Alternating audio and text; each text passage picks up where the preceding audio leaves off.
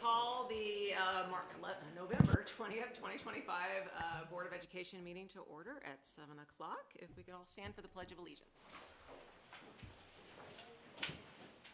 I pledge allegiance to the flag of the United States of America and to the republic for which it stands, one nation, under God, indivisible, with liberty and justice for all. Perfect. We have a couple of recognitions tonight, and we'll start with Ms. Lisa Clancy, who's here from the St. Louis County.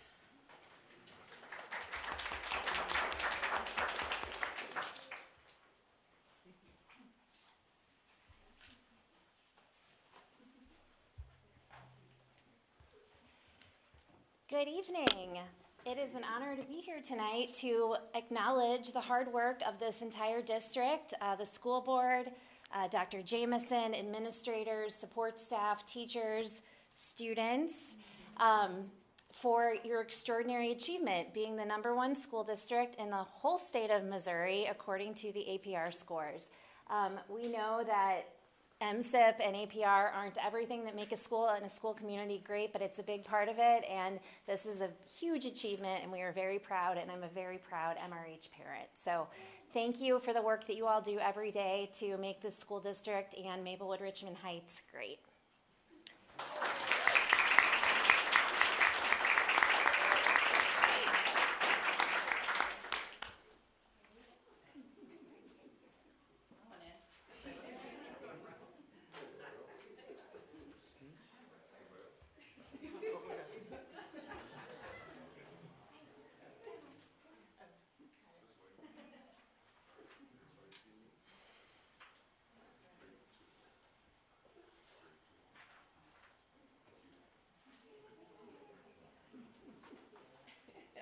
And I will say, so this award was presented to us on Tuesday at the St. Louis County Council meeting.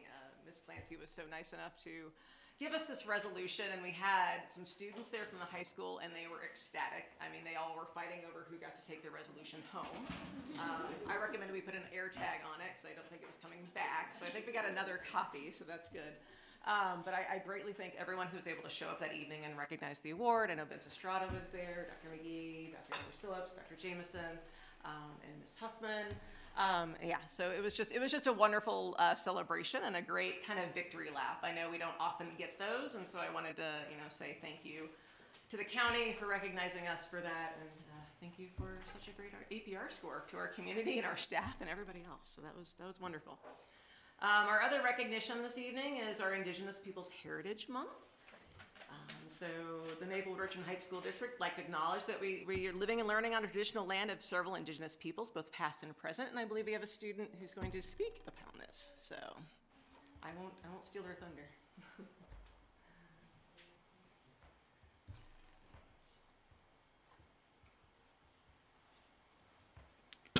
Hi guys, for those of you who don't know me, I'm the Vice President of the Principal Advisory Leadership Board.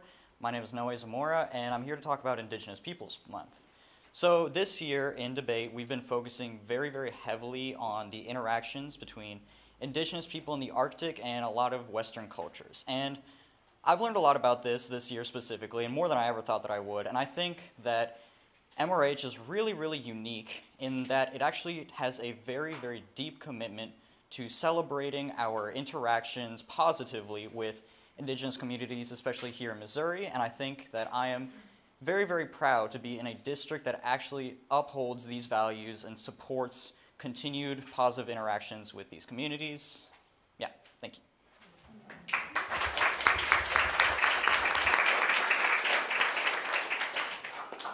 Thank you.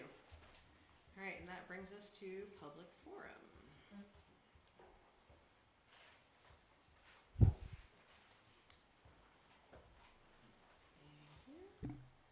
All right, and I'd like to remind everyone, limit your comments to 3 minutes. But we do have a reminder, the district is obviously committed to maintaining a culture of belonging, providing accommodations where possible. And so, realize the board is responsible for timing, so please leave that to us.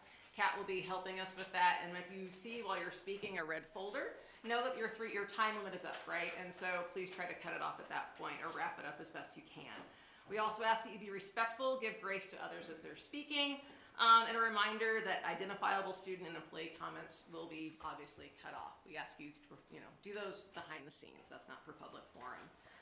So tonight we'll start with Elliot Dick.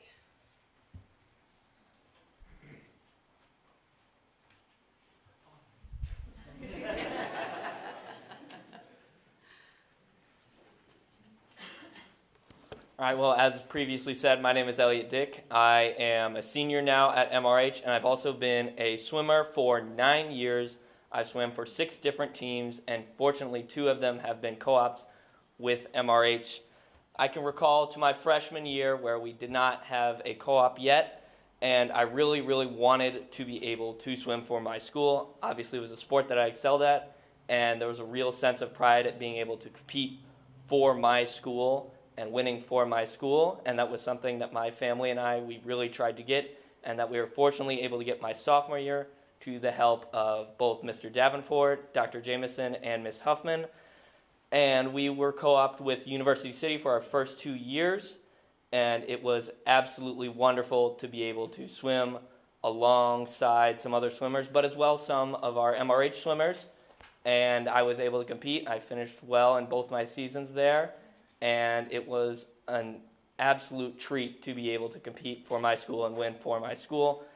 Unfortunately, this year we had a little bit of a dilemma where University City did not have any swimmers from their school.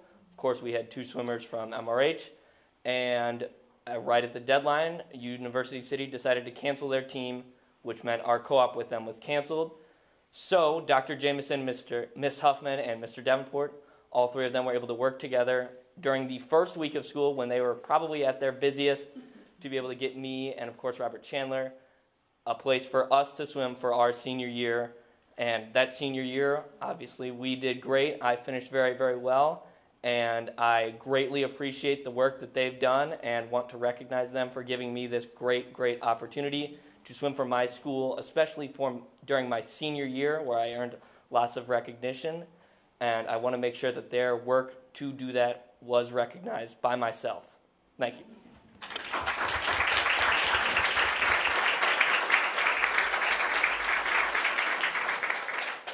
Thank you. Next up is Robert Chandler.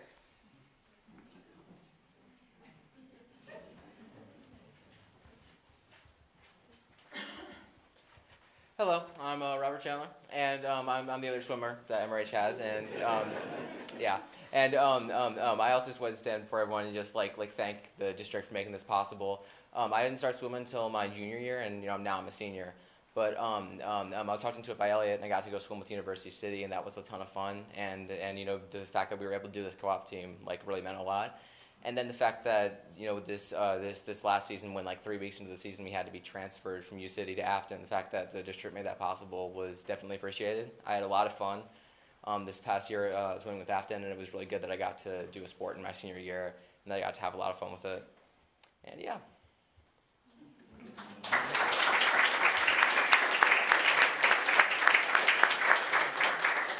Thank you. All right, next up is Dawn Kolnagi. Sorry. Yeah. People mispronounce my name all the time too, so I apologize. Yep. Sorry.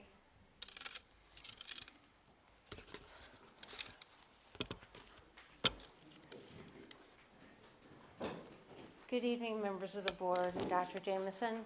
My name is Dawn Kolnagi. Thank you for your service to our community. On paper, I'm the high school building secretary, though that title does a disservice to the complexity of the work. In function, I'm the high school office manager. I heard the conversation at the last budget meeting on November 6th. I urge you to do better and invest more resources and support staff wages. One should be enough. Full-time support staff should not have to struggle. We are the first to arrive and the last to leave. We keep the schools clean, efficient, and safe for learning. I serve on the district support staff forum and the insurance committee. I put my expertise to work every day. I'm currently classified at step 11 of 18 on the pay scale. Even though I'm in the upper half of the ladder, I'm still on a rung that leaves me unable to make ends meet. In reality, I function as the administrative anchor for the high school. I'm the central hub for daily business. I support Principal Huffman and the teaching staff. I train other administrative staff and help secretaries in other buildings when called upon. I'm in charge of the high school's money and bookkeeping. I handle purchasing for teachers, supplies, and student activities. I handle communications regarding student discipline and answer the high school main phone line. As substitute coordinator, I scramble for emergency coverage far too often. I spend hours communicating with the administrators and teachers trying to come up with a plan. I once had a classroom with 2 minutes away from being unsupervised. Until I secured coverage with just 2 minutes to go. Support staff stepped up. We step up. We go above and beyond. We are essential. We should be paid like it. We will fill in for each other because the work has to be done. Did you know that support staff covering other absent workers don't receive any additional compensation? I have done all of this on my own while managing my full workload without receiving an extra dime. Despite the critical work, my position is devalued. I'm not alone. The hard truth. Support staff struggle to survive on non-livable wages. Our bus drivers and maintenance workers, roles that are traditionally male-dominated, deserve every penny they make. But they are compensated significantly higher than the secretaries, a role traditionally female-dominated. The district claims to be a progressive leader, but there's nothing progressive about the pay schedule that devalues the staff who keeps the school running. Here are the facts. Teachers acting as emergency subs during their planned period get an additional $33 on their next paycheck. However, I'm forced by low wages to work the gate at every MRH sporting event for a paltry $25 per game. And that $25 is often delayed, sometimes paid up to 4 months later. The district can do better and should do better. I have zero cushion in my personal budget. I'm constantly facing heartbreaking choices between paying the rent, keeping the lights on, paying for medicine, and putting food on the table. Every support staff member faces these choices. If you cannot make it on September or on step 11, imagine what your reality is like on step 1. How can we recommend jobs in our community schools if the pay is not enough to live on? Here's the return on investment you're risking. Losing a secretary with my institutional knowledge would cost the district far more than the raise I'm requesting. The cost of living comfortably in St. Louis, not extravagantly in St. Louis, but comfortably, is $42.96 per hour. I know that number's unrealistic and sounds shocking, but it shows how wide the pay gap has become. So I propose a real solution. First, formally retitle the building secretary position to office manager. The average salary for this position is $67,722 a year. Second, commit to an 18.5% pay increase for all support staff. Please note that even with this pay increase, my pay would remain well below the market average. This is not a luxury request, it's a market correction. Madam Vice President, Dr. Jameson, members of the board, invest in the stability of your schools.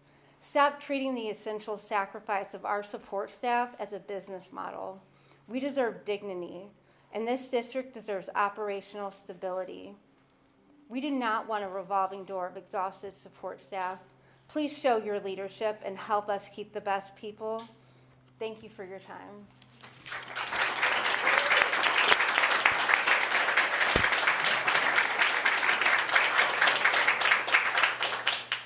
Thank you. Next we have Bethany Noby. Just gonna get it right 4th time. Sorry, Bethany. That's okay. My students will say like knob or noble, and then they start to do it to like be funny, like, yeah. We've all got stories. My name is Bethany Noby. I'm an alum. I have served the district for 7 years as a high school math teacher and girls soccer coach, and I'm the MRH NEA treasurer. We have a lot to celebrate with MRH earning 98.5% of the total APR points. Most importantly, I want to shout out the students for their hard work and dedication in the classroom. This success also would not have been possible without our incredible teachers, support staff, administrators, and the continued partnership with families. It is no coincidence that improvements in our APR scores coincide with unionization efforts and the collective bargaining process. As you begin the budgeting process, please keep in mind that teacher working conditions are student learning conditions. Our APR data reflects the impact of the district's investment in areas such as teacher salary, teacher workdays, curriculum committees, and dedicated plan time. When teachers and staff feel valued and supported, students benefit. This includes not only our certified staff, but also the support staff on which teachers and the district as a whole rely on daily. Collectively, we can continue to make MRH a place where staff and students thrive. Thank you for your time and for your continued support of staff and students.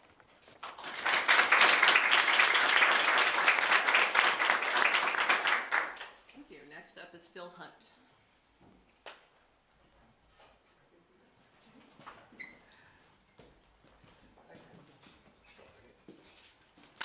How you doing? Hello and good evening. My name is Philip Hunt. I've been an employee at MRH since 2017. I've worked in several capacities here at the district, as communication specialist in the district office, as head boys basketball coach, and currently I am the high school / middle school attendance coordinator. Recently, I've been paying attention to the district's concerns regardless on how employees of color and support staff have been treated. Despite hearing these concerns raised by board members and parents in previous meetings, I noticed that I did not hear from many employees of color or support staff themselves. As someone who identifies with both groups, I felt obligated to share a brief account of my recent experience as an employee of this district.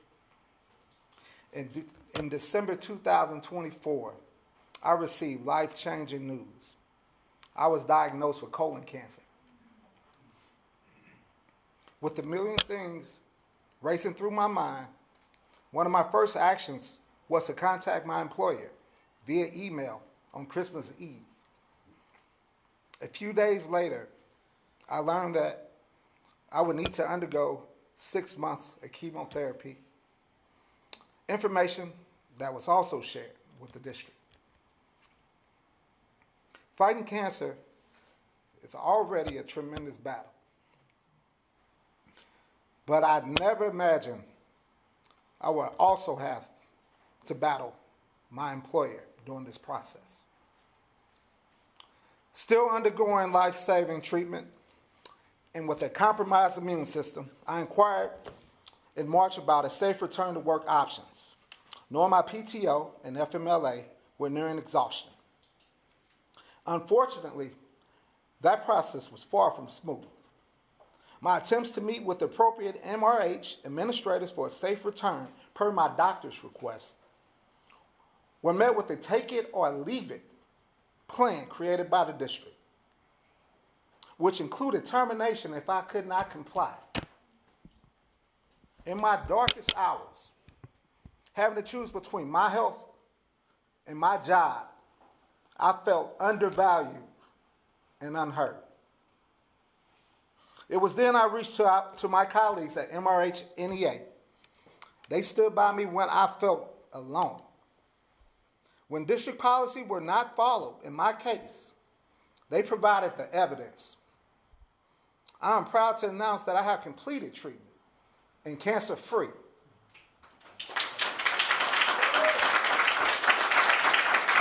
Thank you. I'm forever grateful for MRH NEA because without their support, I may not be standing before you tonight. Thank you.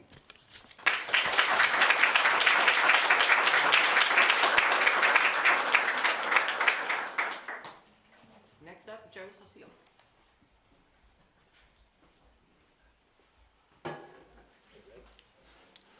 Hey, Hey, good evening. My name is Joe Cicel. I'm the Career Connections teacher, varsity basketball coach at the high school. It's a widely held belief that students are healthier and more invested in school when they are connected to something beyond the academic day. At our school, that sense of belonging and community is available to our students in a number of outstanding ways: theater, music programs, student government yearbook, speech and debate, mock trial, Key Club, National Honor Society. As you might guess, the biggest connector to our school annually and our 430 or so students is our athletic programs. Conservatively, about 150 kids a year out of our 430 participate. For the overwhelming majority, the true value is not trophies or scholarships. And as a basketball coach, I can tell you it's highly unlikely that any of our kids are going to be professionals. However, the chance to be part of something bigger than yourself in the present, that's what it's about, is a chance to be part of something bigger than yourself. So in the present, we want our kids to be motivated by, to continue in strong academic and conduct records. Building that out, what we all want as coaches is for them to learn transferable skills, take memories and lessons with them that they can apply to the rest of their life. With that in mind, the budget process is difficult, as we're well aware, but I want you to consider budgeting for an athletic trainer to be at our school daily. Virtually every high school in St. Charles and St. Louis County, with the exception of Maplewood, Richmond Heights, has this service, with our school being that exception.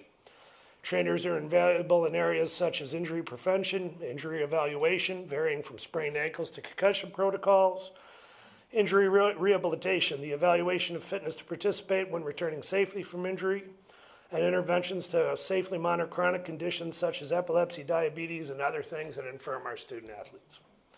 I'm aware that Mr. Davenport has worked to secure support for our games this winter on game days. Deeply appreciative of that. That level of support is a start, but it's not a solution. By having a trainer daily, issues such as safety, liability, and the danger of us as coaches, either unintentionally holding players back too long and taking opportunities from them, or bringing them back too quickly and risking recurring injury, is greatly increased. These factors and others also put us at a clear competitive disadvantage.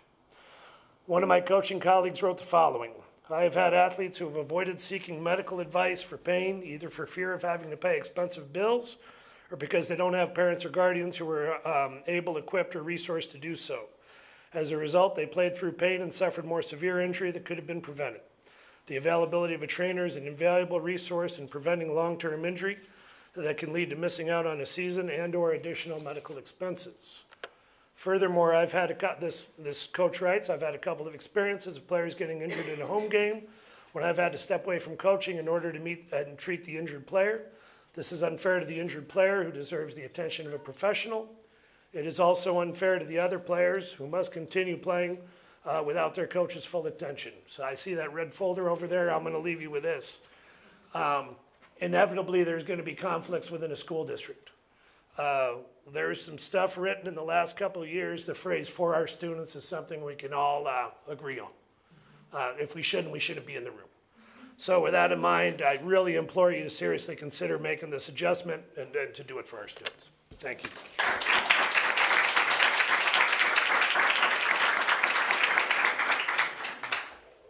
Right, next is David Gainey.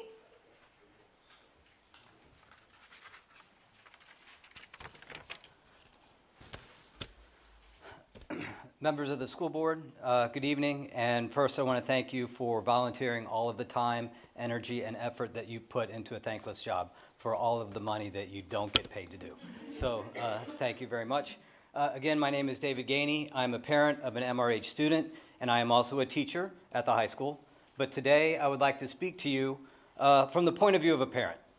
MRH has been in the news a lot lately, and there's been a great deal of discussion regarding what, quote, we are doing as a district. And when I think about it, and when I think about it as a parent, I don't think about it as it's what we. I think we're using the wrong word, right? I think the right word should be it's what they are doing for our district. So I would like to first thank all of the teachers, and this is me as a parent. I have two wonderful daughters that are making great strides, but they wouldn't be able to make those strides without their teachers. So teachers, thank you as a parent. It is their work that has driven our students to be success. They work diligently to make sure that our students are getting a great education. Research shows that it's the teacher in the room that has the greatest impact on student learning. It's the efforts that our teachers make to build strong collaborative relationships.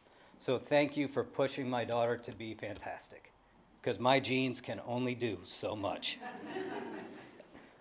We have initiatives. Initiatives are just initiatives. They're words on paper. It's the people that put them into practice. And when I think about the people, we have more students in our buildings than any other person. It's the kids, it's the students that we should be saying thank you for making MRH great. It's the students in the rooms that deserve the plaque, right? We didn't do the work, they did the work.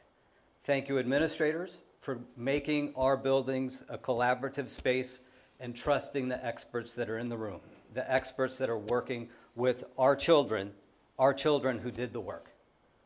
The parents, thank you parents for encouraging and making sure that your sons and daughters get to school on time.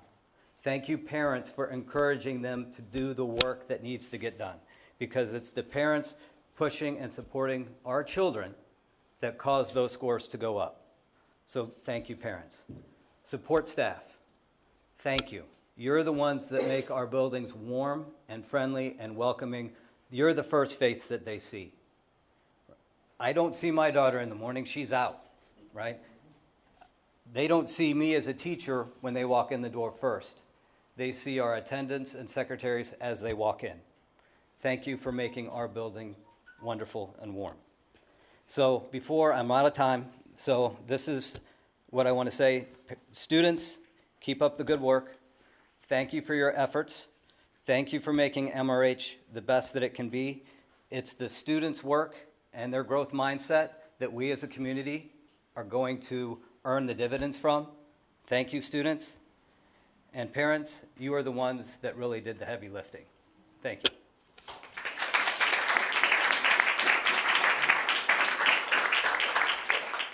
Next up is Gina LaRose.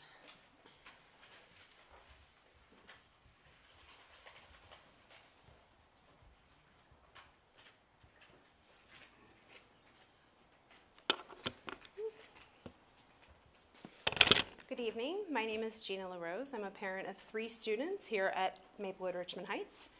I want to begin my statement by extending my deepest congratulations and gratitude for the recent MSIP APR score and ranking.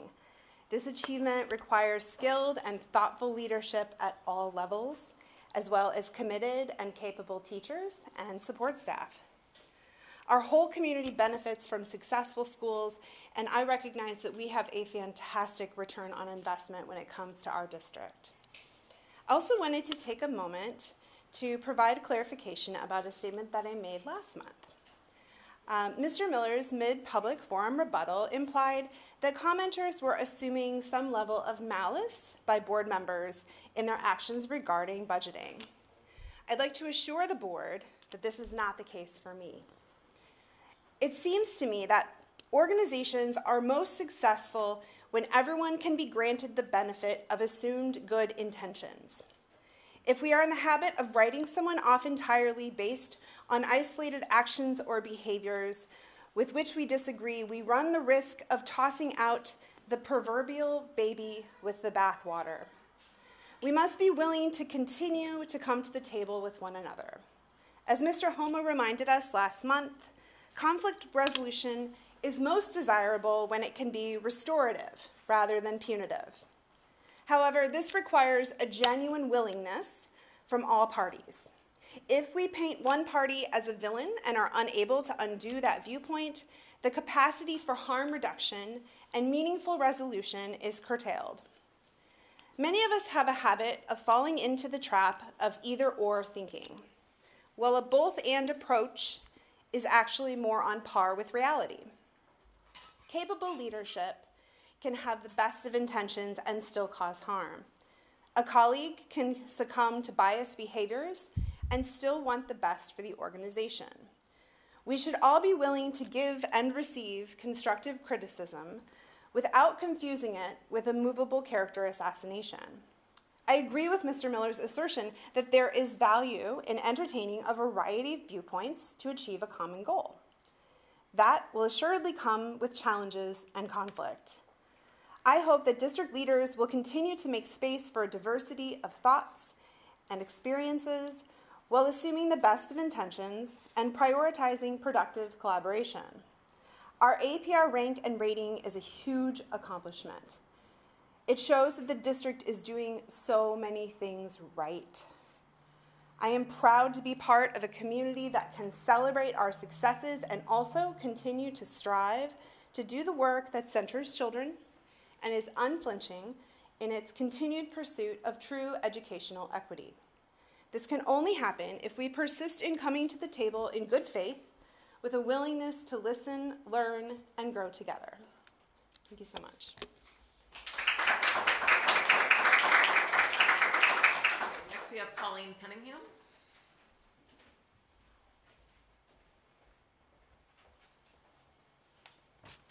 Good evening. I'm Colleen Cunningham. I have 2 kiddos at the ECC.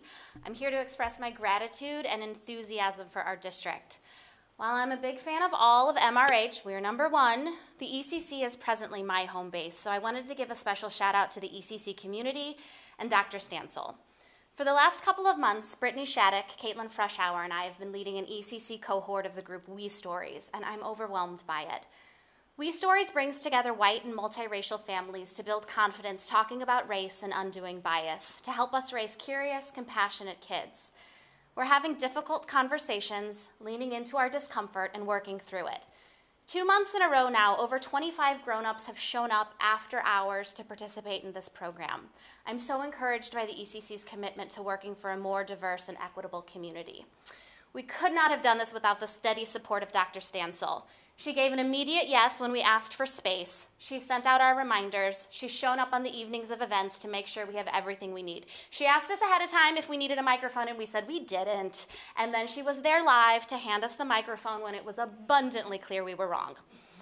Dr. Stansel is a walking billboard for above and beyond. We are so lucky for her. I also serve on the board for the Maplewood Community Fund. We're currently reviewing our first ever grant application process, and of the 14 organizations who applied, 5 of them are from MRH groups. This seems like more above and beyond, that our MRH community is seeking opportunities to support the essential work they are doing. While I'm grateful the fund may be able to supplement the needs of MRH, it's clear more resources are still needed. I hope the board, when creating our budget, will ensure the district is also doing everything possible to ensure our award-winning people and programs have the resources we need. I just had a career change, but for over 17 years, I advocated for policies that promote healing over punishment when harm occurs. Often this was for serious crimes, but I think that those underlying philosophies should apply everywhere. That there are no throwaway people. That we all are so much more than the worst thing we have ever done, that we all make mistakes and can work toward repair. I was grateful to see these values reflected at the board's most recent community conversation with Chads about bullying. Bullying is a behavior that is intended to hurt, humiliate, or intimidate another person. This can cause tremendous harm, and we all have an obligation to protect one another for bullying. I appreciated how the presentation was able to distinguish bullying from the inevitable human reality of conflict. It's so important that we teach our children and ourselves, I continue to strengthen these muscles, the skills to engage with conflict, problem solve, and repair when we cause harm. We can be in conflict and disagree, but this isn't bullying or retaliation. We can practice tolerating discomfort, lean into repair, and work toward collaboration. I'm grateful that we're reminding all of us that discomfort and conflict aren't necessarily bad, but can be key ingredients to push ourselves to be better and grow. I'd wager some of our discomfort has been generative and brought us all to be number 1. Thank you.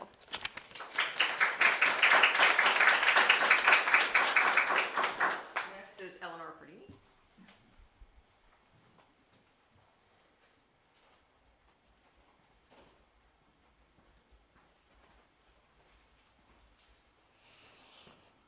Good evening. I'm I'm Eleanor Pardini. I have 2 kiddos at the elementary school.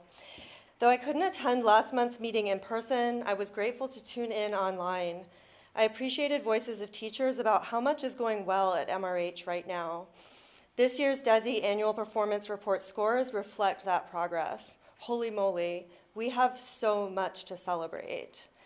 MRH earned the #1 spot in the entire state of Missouri on the 2024-25 annual performance report under MSIP 6, scoring 98.5% of all possible APR points. What I personally find especially encouraging is what is driving this success. We are finally seeing meaningful academic growth for all students. At a previous board meeting, we learned that while our overall performance scores are not the highest in the region, our student growth is. And now that growth has propelled us to first in the state. MRH has always been committed to meeting all students where they are and ensuring growth for all students. We are now seeing particularly significant gains for students who receive free or reduced lunch, students with IEPs, English language learners, and Black and Hispanic students. These improvements reflect years of focused work to ensure that every student can thrive here at MRH. I look forward to Ms. Ward's assessment data presentations tonight. I'm especially excited about the results in academic achievement and growth that she will share in the APR presentation. Over the past 2 years, from 2023 to 24 to 25, MRH teams have helped students in these subgroups move from below average to on target for ELA, and from below average to on track and now on target in math. This is incredible and heartening. This progress represents extraordinary commitment from our educators and tremendous hard work from our students. A huge shout out to our teacher leader teams and to our students. You are doing remarkable work. This level of achievement reflects the dedication of many talented and committed people. I'm grateful that Dr. Jameson spent her first year listening, observing, and understanding how our system works, and then began collaborating with central office leaders, building leaders, and teachers to implement new and innovative approaches. MRH has long valued creativity and innovation, and our students today need strategies that meet the demands of the 2020s. I'm proud that we continue to lean into innovation now by using data to guide decisions, aligning practices with the educational equity policy, adopt high-quality curriculum, and provide teachers with strong professional development to implement it with fidelity. Buildings are organizing teaching teams in ways that better serve students. For example, allowing K-12 teachers to specialize in a single grade or elementary teachers to specialize in specific subjects. They're continuing to find opportunities such as the Emerson Early Literacy Challenge awarded to the ECC that will help support literacy skills for our youngest students. This progress also reflects the work of both current and former board members. I want to recognize those who helped adopt the educational equity policy, led by Nikailan Knapper, and former board presidents Brandy Herndon Miller, Amber Withicum, and Rachel Goldsman for shepherding the early years of the educational equity work. I thank today's board for your continued service, carrying this commitment to all of our students forward. Thank you.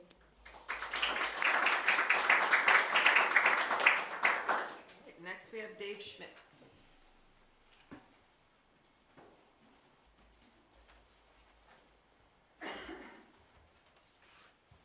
Hi, good evening. My name is Dave Schmidt. I have 2 students in the high school. If I were to mention their names, you would probably never see me again. They would kill me. But I'm not one of Dan's children, but I do want to talk about swimming for a second. I was on the Melville swim team from 74 to 77, and I didn't do anything great. But I applaud the swim team and those efforts, because I didn't do great, but I had fun. Where else can you go at 6 in the morning and swim in ice cold water? I mean, just the reason I'm here is to emulate what's already been mentioned numerous times. I read the communication from Dr. Jameson about the scores, and then that was a phone drop moment for me. I was like, oh my gosh, MRH #1 in the state. I just wanted to say congratulations and echo that to Dr. Jameson, the board, and every single person that is connected with MRH. That is just simply fantastic and outstanding. So my challenge to the board is, how do you toot your horn and not brag? So I think that is a worthy a worthy accomplishment that should be shared and publicized and celebrated by all. Thank you.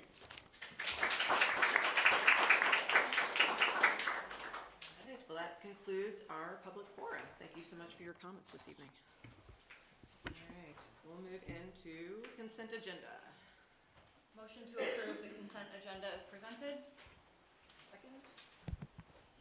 I'd like to move the top tutors out of the consent agenda. All right, we'll move top tutors out. Just have a question about it, and Yeah. I want to make sure. Should we move it to Move it to the voting part. the action items? Action item. Okay. So we'll move top tutors to 9.3. Yeah, just before executive session. Okay, perfect. All right. So after moving that out, can I get a second to approve the consent agenda? Or is there no more discussion, I guess? Second. All right, can I have a second? All in favor? Aye. All opposed? All right. And next is the Pal Board report. You can do it from there. Yeah. Okay, you're mic'd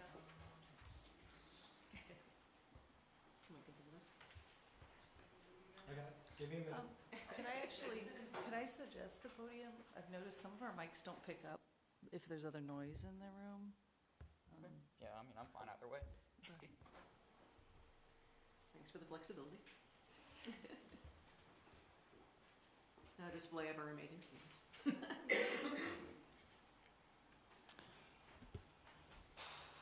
All right, so we've done a lot of stuff this month on PAL. We've done a lot of conversations with students, and we would really like to tell the board everything that we've been doing.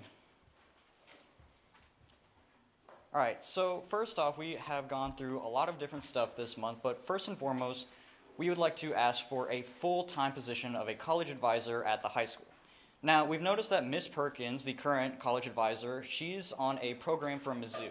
Now, unfortunately, because of a lot of funding cuts with Mizzou, that program is expiring.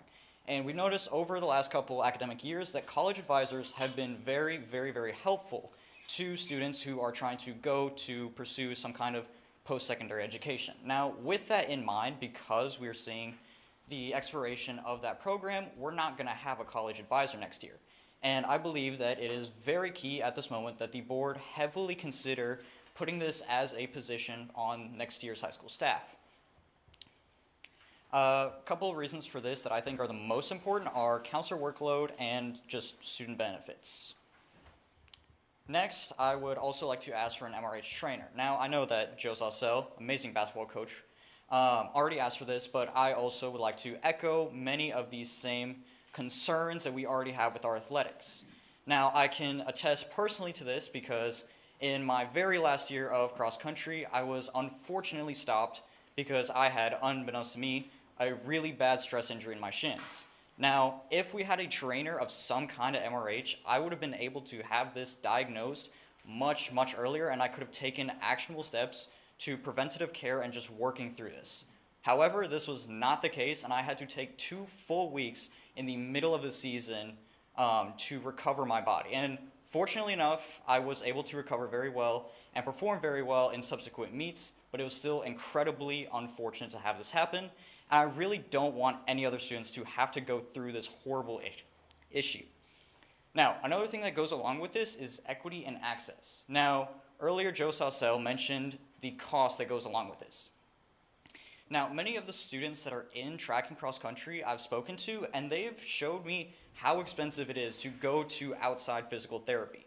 For one student who had an injury with her hip earlier this season, without quality insurance would have gone almost $1,000. And I truly believe that it is unfair to ask students to pay upwards of $1,000 for one small injury when we can realistically be doing this in-house. Now, I think that the most important thing, especially when it comes to mods and conversations about this later, is that we need to prioritize students with this.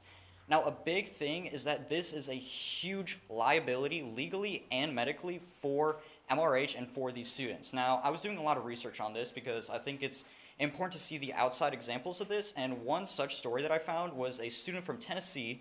He was a football player, and unfortunately, his school did not have any kind of trainer. Now, he was a football player, and at one of his games, he got a really, really bad head injury, and the mother of that student sued their school district and won $800,000 for that. Now, $800,000 is a huge amount of money, and I believe that a trainer at MRH, especially an in-house one that we full-time employ, could be critical to avoiding costs like that, especially when it comes from a liability standpoint.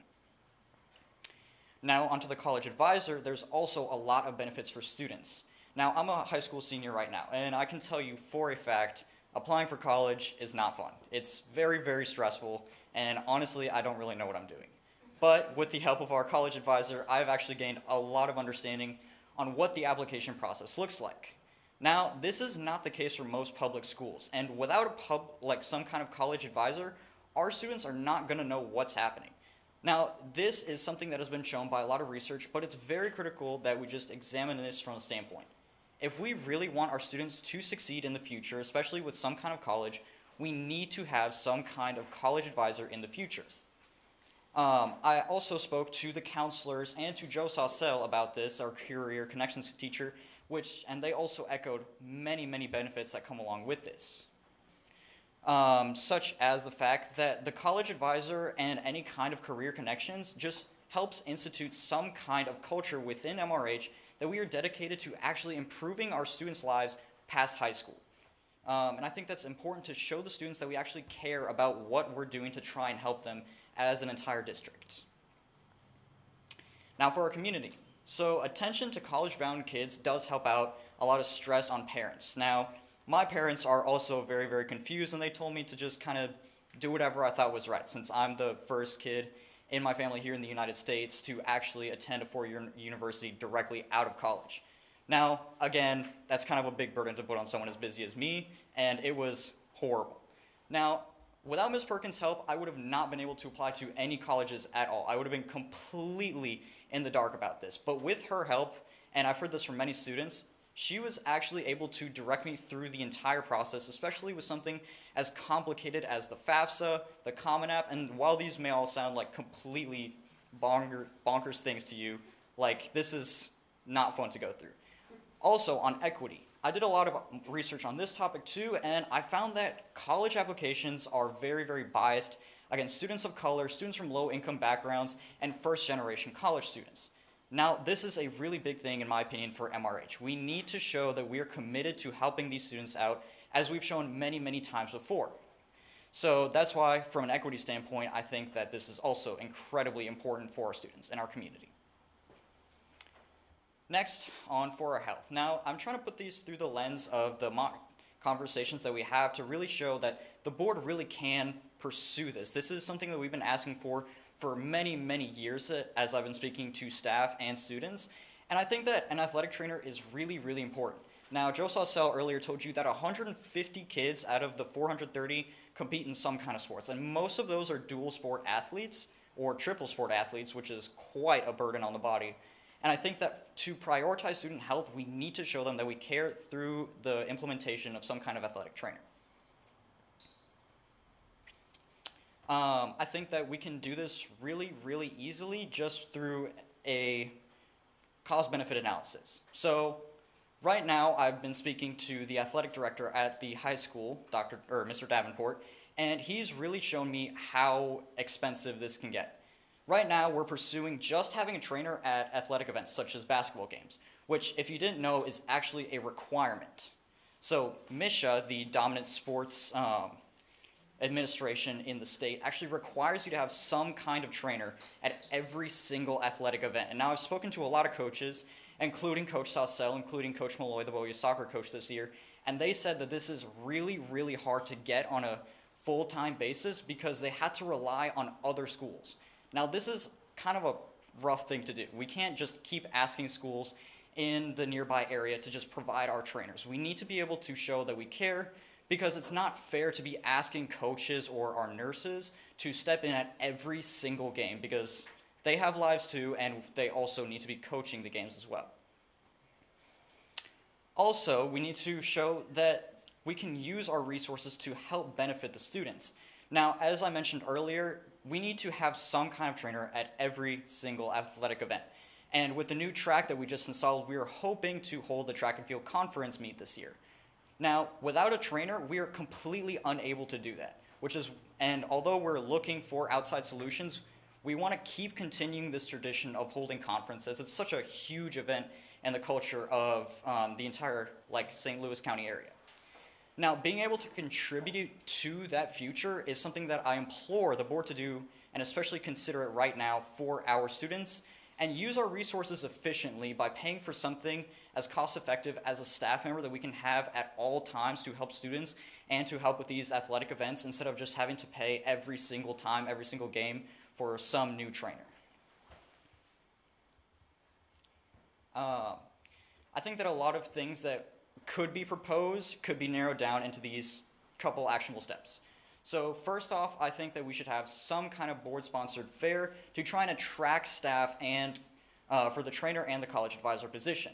Now, I've been talking to Mr. Davenport a lot lately about getting a trainer, because we really, really need them for the basketball games that are happening in just next week. Now, I know that we are looking at conferences or fairs, of job fairs, that kind of thing right now, for helping to hire new staff, and I think that that's a really easy way to try and attract trainers and college advisors for future. Further, we need to create connections with people and organizations that can help. One of the things that me and Davenport and Vera Pantes, the president of the Principal Advisory Leadership Board, have been doing is talking to some outside organizations for help with acquiring a trainer. But even still, it's really, really difficult, which is why the board needs to take some kind of action to try and get this for the students. Right now, we don't have anything specific on acquiring a college advisor, since with the Mizzou program ending, we don't really have any concrete alternatives. But prioritizing these connections is really, really important, because we need to show the students at MRH and every level of the schools that the board cares about these students. Thank you. Any questions?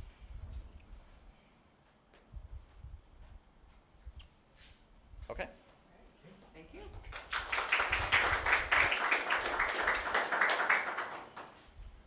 Next, we're up to our Prop B updates.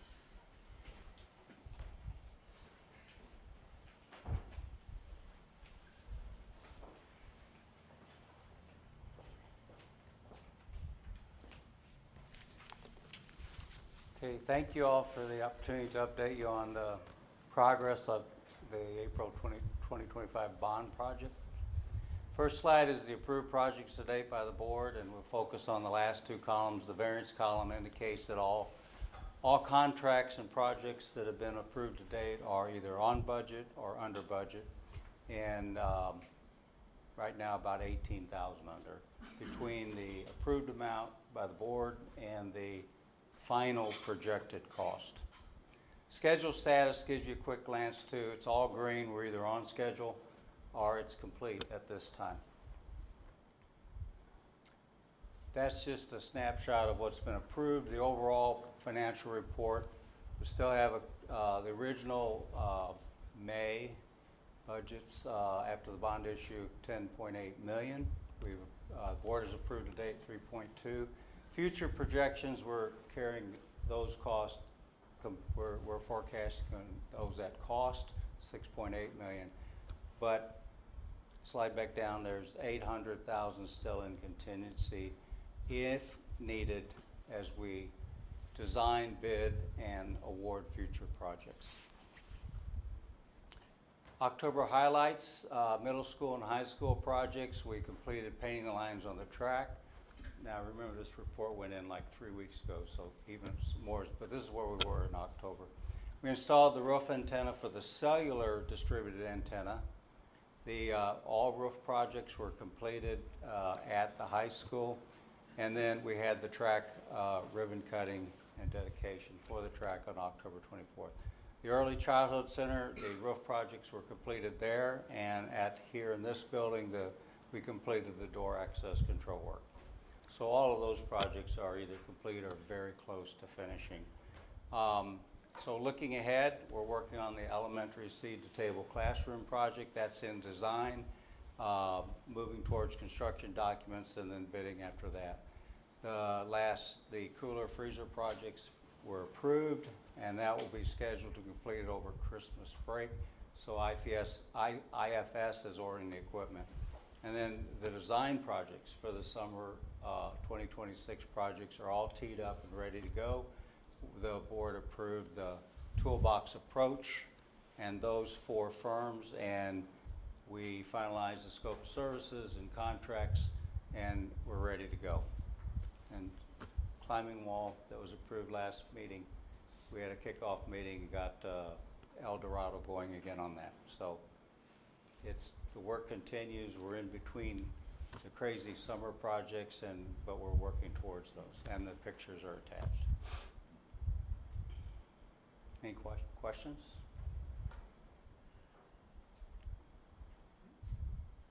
Thank you. I really appreciated the earlier comments. You know, sitting there, I remembered my 3 favorite teachers that impacted me. I still remember their names. All right. So that moves us into study items. So we'll start with our audit from KED.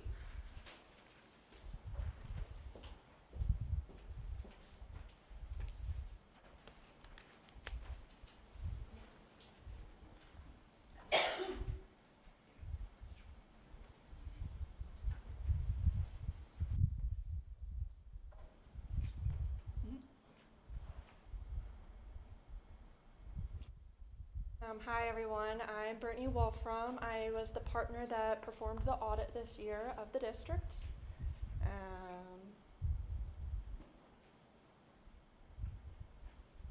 So during our audit, we issued 2 different opinions this year. This is different from prior years. In the past, we've issued 3 opinions. One was related to the federal compliance audit.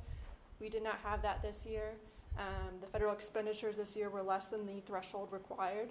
So it's just 2 opinions this year. So the first opinion is over the financial statements.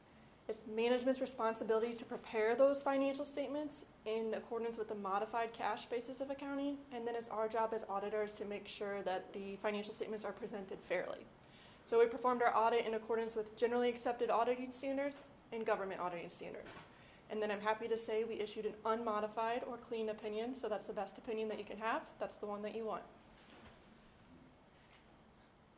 Couple things to note, we do test internal controls over financial reporting. So we look at your payroll records, your disbursements, your cash receipts, and your financial close process. We don't give an opinion on those controls, but we do test them, and we're happy to note that we did not note any issues that we think would materially misstate the financial statements with our testing. We also noted no non-compliance with laws, regulations, or any grant agreements. The second opinion that we gave was over state compliance. We are required to test the district's compliance with certain Missouri laws and regulations. That includes budgetary and disbursement records, accurate disclosure of attendance, and transportation records. So we performed this examination in accordance with attestation standards established by the AICPA. And again, we issued an unmodified or clean opinion, which is the best opinion that you can have. Couple things I'm required to communicate to you. The district reports on the modified cash basis of accounting, which is consistent with most local districts. This is disclosed in Note A of the financial statements, or the first note. The district did not have any new accounting policies in the current year. We didn't note any transactions that lacked authoritative guidance or consensus. And the financial statement disclosures were neutral, consistent, and clear. We didn't have any difficulties during our audit this year, no disagreements with management. Everybody was very helpful. We complied with all ethical requirements regarding independence, and we did not note any material misstatements or findings as a result of our audit. Significant risks we are required to disclose to you. So management override of controls was a risk we had during our audit. This is required by auditors everywhere in every single audit. There's nothing you can do to prevent this. This is just something to help us develop our audit procedures. We did not note any issues with this. It was just, again, for our testing purposes. We issued our report on November 7th, and at that same time, we obtained a letter from management stating that the financial statements were complete and accurate, and that they disclosed all information to us. As far as we're aware, management did not consult with any other independent accountants. And then I just want to thank the district this year. I know there was some turnover in the finance department. But everybody was very prepared for us, super friendly, very organized. We got this audit done timely. We noted no major issues. So it was a great experience for us and for my team doing the audit this year. This is the team that did your audit. Anybody have any questions for me regarding the audit? I have one quick question. About this time last year, and I can't remember whether it was this month or December or October, but nonetheless, it was around this time. There were several concerns about student activity funds and accounts and money for sports and things. Did you look into how cash was handled in that area? Yeah, so part of our internal controls, we test those cash receipts and disbursements and make sure that at least the internal controls related to that. So approvals are made, account coding is proper, support is obtained for those transactions, and we didn't know anything materially misstating for that. Any other questions? Thank you. Thank you to the team. Thank you to our team. I know Tony was doing it on behalf of not having someone kind of at the lead, so you did a fabulous job, so thank you. Thank you. Congrats to the central office. Yes. Very good. Husband works in internal audit, so I know they ask a lot of questions, so I'm sure they answered a lot, so that was good. All right. From there, we'll move on to Board Policy Batch 2025D. This is for study only. So. Good evening. This is Board Policy 2025. And in this policy, there were 9 policies total. One we actually omitted, which was the AI policy because it changed again, and we board wanted the actual plan prior to accepting the policy. This is our first read, and 7 of the 9 policies are related to compliance. So the first policy we'll review is GCPA. This one was modified by MSBA as the districts need to understand reduction in force and the statute. It basically narrows the focus specifically on teachers and then also outlines the board responsibility. I did add to this quick reference a column that indicates what the administration is recommending. So for this particular policy, we are recommending adopt as presented by MSBA.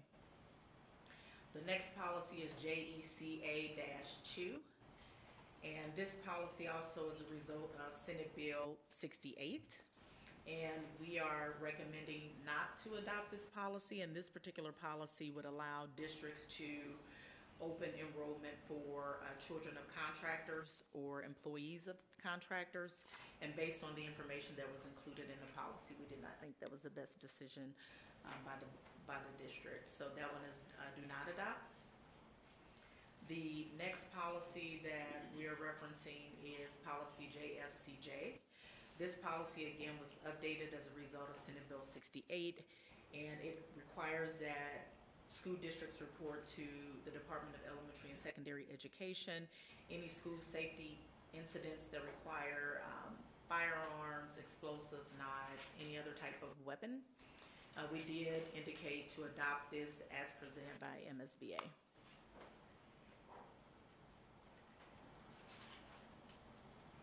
A similar policy is JGF, Discipline, Reporting, and Records. This again is a result of Senate Bill 68, and this revision reflects changes regarding prosecutors to notify districts of certain student crimes within 24 hours. Those typically are a result of safe school violations, murders, sexual assault, felonies, things of that nature. We did indicate adopting this particular policy as presented. And with this particular policy, we would actually have to notify the State Department of those incidents, and they will begin to track them for public record. Policy JHDF, also a result of Senate Bill 68. This is an expansion of the behavioral threat assessment, and they included information around suicidal ideations, the documentation of that, and then also requiring that school districts share those reports, and also the information being reported if a student transfers. We did note that we should adopt this policy as presented as well.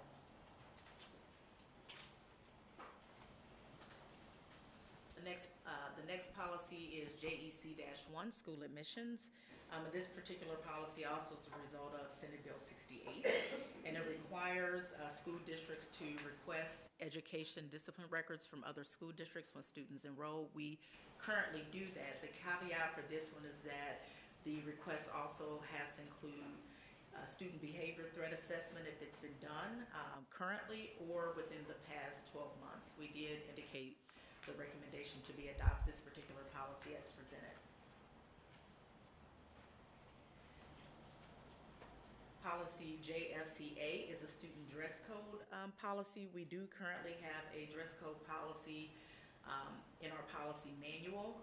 This particular policy is just being updated to align with a procedure that administration will review, make modifications and change if necessary, but it doesn't necessarily say that the board needs to add a dress code policy in our actual policy code.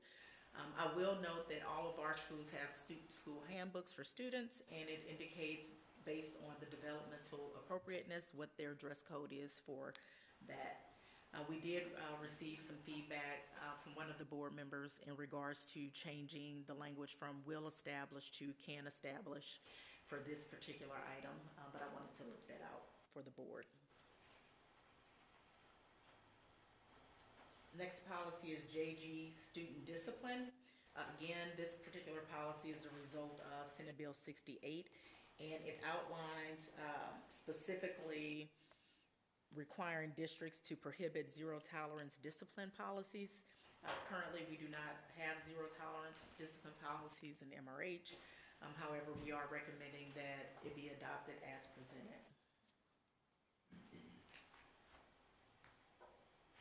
The next policy is JHDE. This one is the behavioral threat assessment, and it updates the language in this particular policy and also defines key terms and clarifies the procedure that's used for this particular policy. This policy is also being recommended to adopt as presented. Next policy is JHG, reporting and investigating child abuse. This particular policy is a result of House Bill 737, and it's updated to further define the definition of neglect.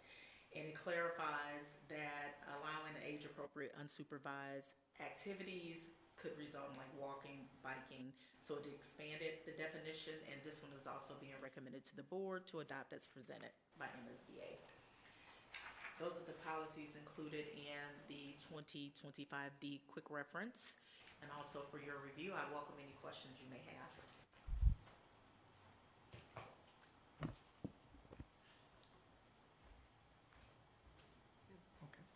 Yeah, I have a question. Could you talk more about this behavioral threat assessment? Because it looks like it could travel with the student if they move to another district, or we could request it of a student from a prior district. Is this a new thing for the state, or is this just a modification of a prior practice? And could you just talk a little bit more about what you see as the implementation of that? It is not new, and I'm actually going to have Vince Estrada to speak to this one because he's familiar and has been doing the work with this.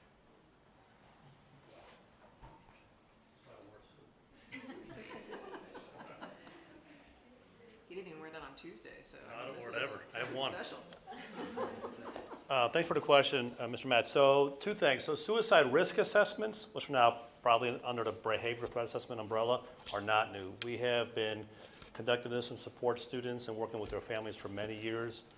Receive annual training about that from WashU, and put together safety plans as needed. Those are not new. What's relatively new are behavioral threat assessment protocols for external threats. If someone's making a threat against another person to cause harm, those are relatively new. We just received training on that at our last PD day. It was extensive, 8 hours. We had our community crisis response team members there. There are protocols, screening instruments, safety plans. Those are relatively new. And the Senate Bill 68 really kind of asked us to share that information with other districts if a behavioral threat assessment or suicide risk assessment with a safety plan were conducted in the last 12 months. So there's an active safety plan. You could screen someone low, there might not be a safety plan. That would not be something we would share. But if it was a moderate to high risk assessment, either for behavioral threat or suicide with a safety plan that's active, and the student were to transfer within 12 months, then we would share that so that the receiving school would be able to support the student. It really is about student safety and kind of communication. This is kind of parallels what happened with Safe Schools 25 years ago around student discipline reports. So does that clarify?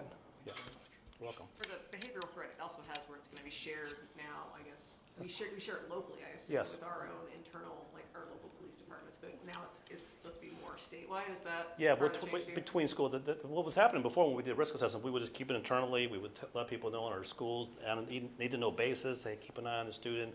We have a safety plan in place for them. But if they transferred, it just stayed with us. And now they're asking us to share it.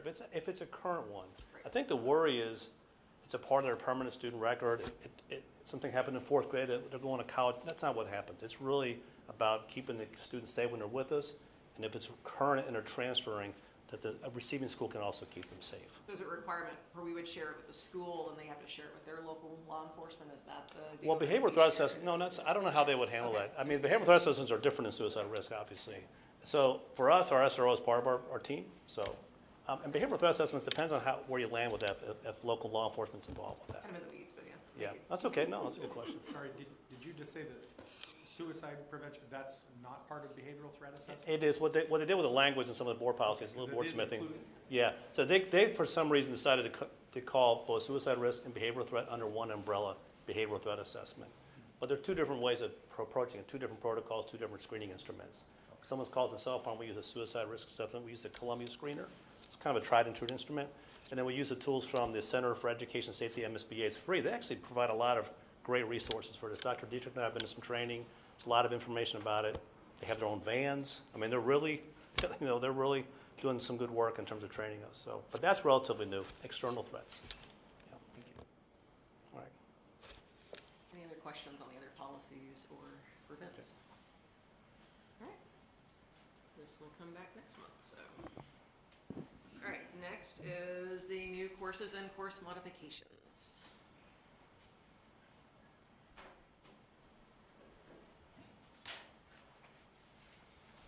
All right, good evening all, welcome. Thanks for letting us bring you some new course and some significant edits. I wanted to walk you through a couple things and then you probably notice some familiar faces in the crowd because if you ask me something specific about college algebra, I guarantee you I'm not going to know the answer because it's been a while, so I'm going to phone a friend. But I wanted to walk you through a couple quick things just so you kind of know the background that went into before we got here. So on our district website, if you click on Employee Resources, one of the things that's available is this website called New Course Significant Edit. And that outlines the process that people go through, and they kick it all off with that Google form that happens right there. Once that Google form is completed, a document like this gets generated. And what's great about this document is it's shared with me and the person proposing the course, and it walks them through the steps of all the things that need to be done. And that really helps them outline the work that needs to go before it hits your desk. Then after it hits your desk and goes through the approval process, then this process kicks in. And then these are all the things that have to happen that you would think it's just a switch. We just add it into PowerSchool and it's magic. But there's a lot of steps that have to take place after your approval tonight. Making sure it's coded correctly, we have the appropriate certification, we write curriculum, all those steps along the way. So these courses were brought to you tonight and they were definitely looked over, made sure that they are ready to go, and we're excited to bring them to you tonight. Are there any questions that I can answer for you? Yes, sir. College algebra, is it replacing Algebra 1 or Algebra 2? I know that one. It is not. Are we dropping any other mathematics classes? We are not dropping any other mathematics classes. Yeah? Any other questions? Thank you. Then I'll thank our teachers that were here to support me and administrators that are here to support me just in case you guys asked a question I wasn't able to answer tonight. And thank you all. I think that was, thank you for being here, those of you, and it was excessive, so thank you. I think we could have, You never know. We're not approving this until next month, so I think there is opportunity for questions in between. Clearly it was very well presented, so yeah, we have no questions. All right. That brings us to admin communications. So we're up to our AI use plan development. Hey all, Chris McGee. I'm representing Dr. Irwin tonight.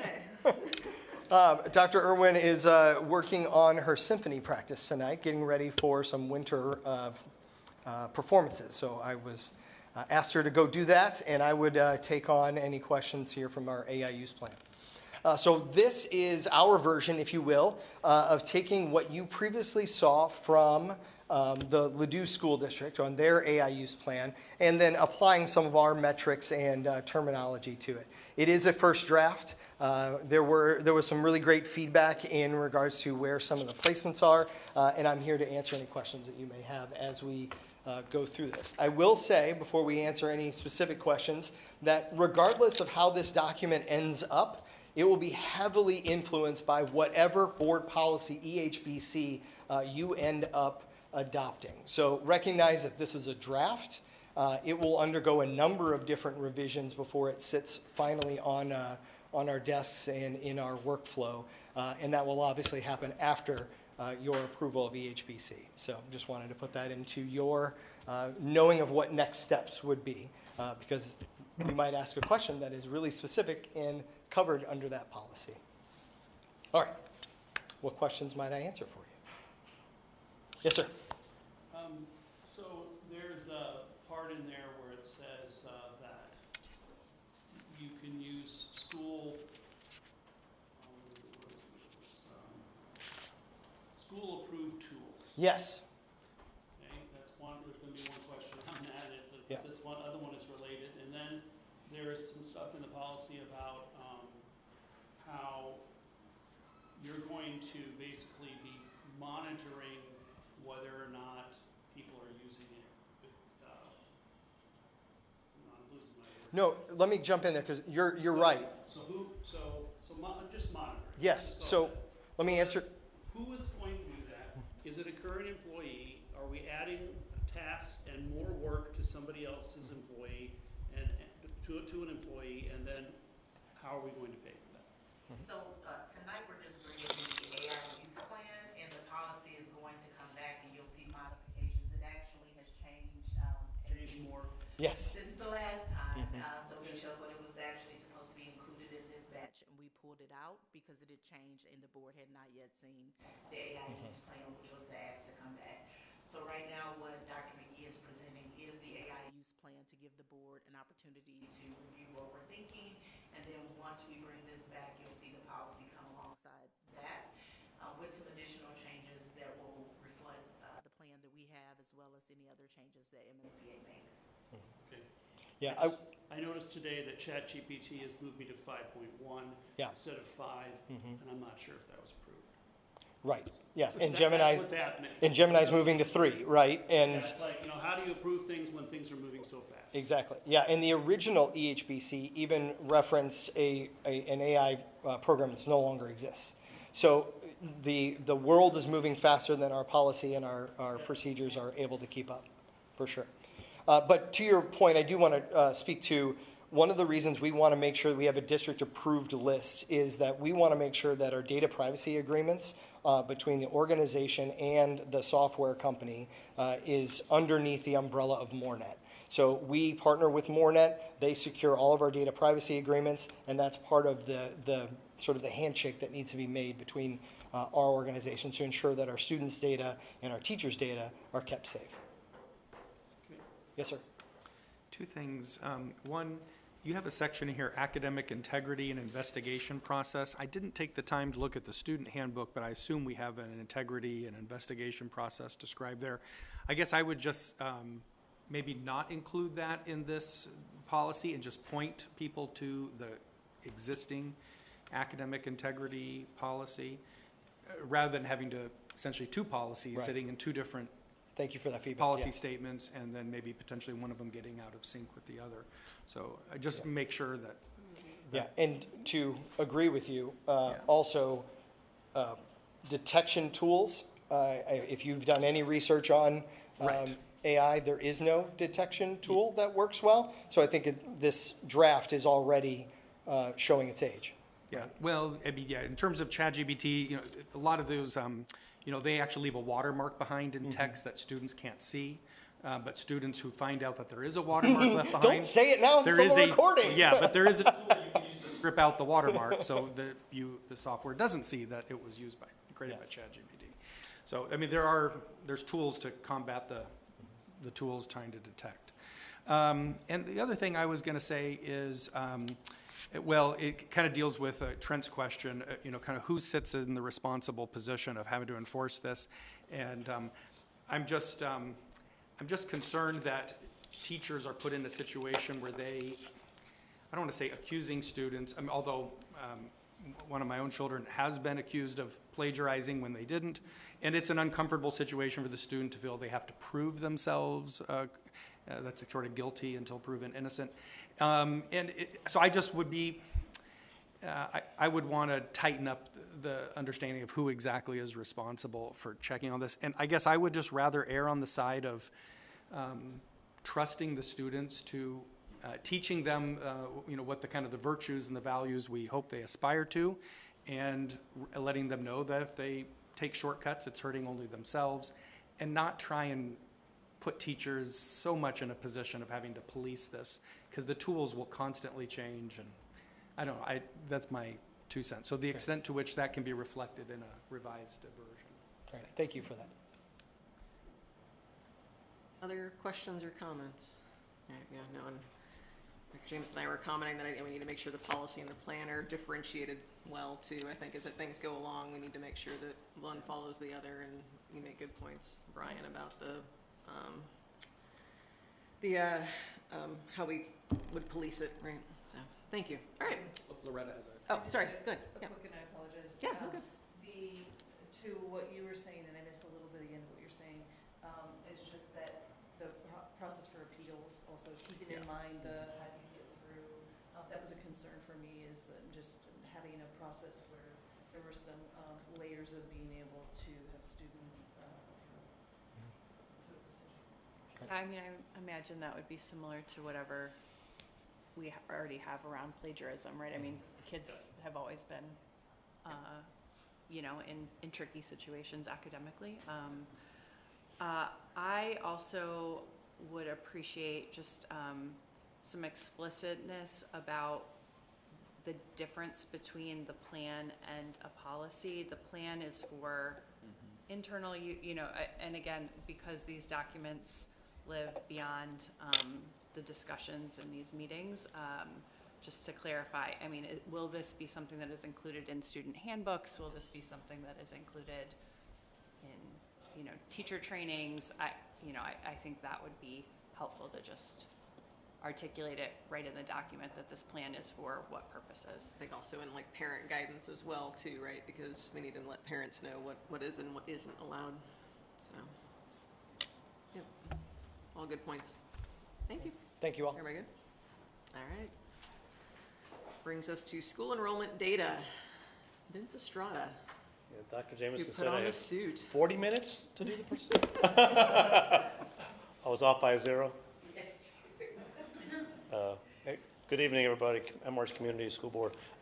This is kind of why I wore the suit. It's like my new tradition. I'm going to wear the suit every time I do the school enrollment analysis. It's the one consistent report I do every year, and I love it, actually. I've been here in the district for a long time, and I love looking at these enrollment numbers because they kind of mark our journey over time. The numbers tell a story. There's lots to unpack. It always begs more questions. And even though the official count date is the last Wednesday of September, that's the snapshot we take. That's forever in perpetuity, our enrollment for the year. It goes into our October core, which Ms. Ward submits in late October, and that's why we're presenting it in November. Just to kind of clarify, this is like a head count. These are the bodies in our buildings. That's what the enrollment numbers are. The ADA is a little bit different because that accounts for part-time students. So the enrollment numbers count like anybody's there, even if they're there for 1 hour, 2 hours, 3 hours, whatever. But then the ADA is a little bit different, and that's how we get our attendance kind of numbers and data. So enrollment trends for the last 20 years, I took some intermittent snapshots. I love looking at this because I was here 20 years ago. And that was, in 05-06, we were at a historical low. We were below 1,000 people in the district for the first time in history. We've been making some good changes those first 5 years of the millennium, but enrollment was a lagging indicator. And we were worried about it. We were worried we were going to run out of time, that we were going to never get our enrollment back up while we were making improvements. But slow and steady we did. We're at 1402, which is a 30% increase over the past 20 years, with really no net housing development in MRH. It's a landlocked community. One could argue we've probably lost some housing units with all the box stores over time. So it's kind of a remarkable to increase by 30%. A little more history. Back in the 90s, MRH had the highest percentage of students leaving our district for private parochial schools in the VTS program. We had a lot of students, 300 plus, that went to school in St. Louis City. So we had a lot. We were kind of hemorrhaging students back in the 80s and 90s. And now to be back robust at over 1,400 is pretty remarkable. A couple things to note, and because there's some odd numbers there. And remember, in 2017-18, our second grade moved from the elementary school to the ECC, which caused a big bump in their numbers. And just to clarify the pre-K numbers, it includes 22 students that are in First Friends. That's our half-day program with 2-year-olds. And it does also include our early childhood special education students. We did have 12 years of consecutive growth pre-COVID, and then during COVID with some homeschool kind of initiatives that took place, we did have a dip in our enrollment. But right now we're back up at 1402. We increased up by 21 over last year. And actually as of today, we're at 1410. Those numbers fluctuate a little bit. So numbers are good. Nice, healthy growth. I think a lot of districts are losing students, so for us to continue to grow, it's a good sign. We do a grade level analysis. This compares, last year's first grade to this year's first grade, and obviously there are different cohorts, but this is an important tool for kind of planning purposes to see bigger and smaller cohorts that are moving through our spaces so that we can staff accordingly. So, we had kind of, as I mentioned, a plus 21 from last year's official enrollment to this year's, and you can sort of see the grade fluctuations. Like, for example, the kindergarten's a lot bigger this year than it was last year. We had 22 more students. That's almost a full class, and we feel those things. So we have to adjust our staffing accordingly. And elementary school paying attention to the group of 119 that are in their buildings in about 3 years. So this is kind of helpful grade-to-grade analysis. What I find more interesting is the cohort analysis, and I'm always stunned at the consistency in this number. This is the number of kids plus or minus that we're losing from a particular cohort. I went through grades 1 through 12, and we are at +1. That's pretty minimal fluctuation. Some kids come and go, but overall it's pretty stable and steady. And again, there's a little bit of, we do lose some students between 8th and 9th grade. We'll talk a little bit about that. But the cohort analysis is very stable. I mean, kids are here, and that's one thing we learned about why our enrollment increased. People ask me all the time. We didn't add kids. Kids chose to start school here and stay here the whole time. That's what the data is showing us. Transfer analysis, where are students transferring to? This is very similar to last year. The biggest numbers going to other St. Louis County districts because they've moved. Second biggest cohort of students leaving us is our private schools. Some people moved out of state and out of country. Neighboring counties refers to Jefferson County, St. Charles County, Franklin County. But the vast majority of students stay in St. Louis and go to a different public school district in the county. Private schools, we kind of wanted to see, well, we lost 20 kids to private schools. We had 20 kids transfer. Half of them went from 8th and 9th grade. And St. Louis is a where did you go to high school town. I don't know if you guys know, that's kind of a common phrase here. There is a strong private parochial kind of school community here. There's over 28 Catholic parochial schools, for example, several private independent schools. So it's not unusual for students to kind of look at other options going into 9th grade. And I think about it positively because when I remember many years ago when there were families that had traditions of going to private parochial high schools, they would ask us, can you prepare my kid to get into SLU High or wherever they wanted to go? And they started believing us, and they started sending their kids here so that we can prepare them. So I think about it as sort of a positive thing. It's sort of a normal kind of thing, some of the normal transitions. There's other reasons why kids go to private parochial, family history, athletics, religious education, things like that. So, but we had 10 students that transferred into the 9th grade private schools, but otherwise pretty low numbers, pretty stable numbers there.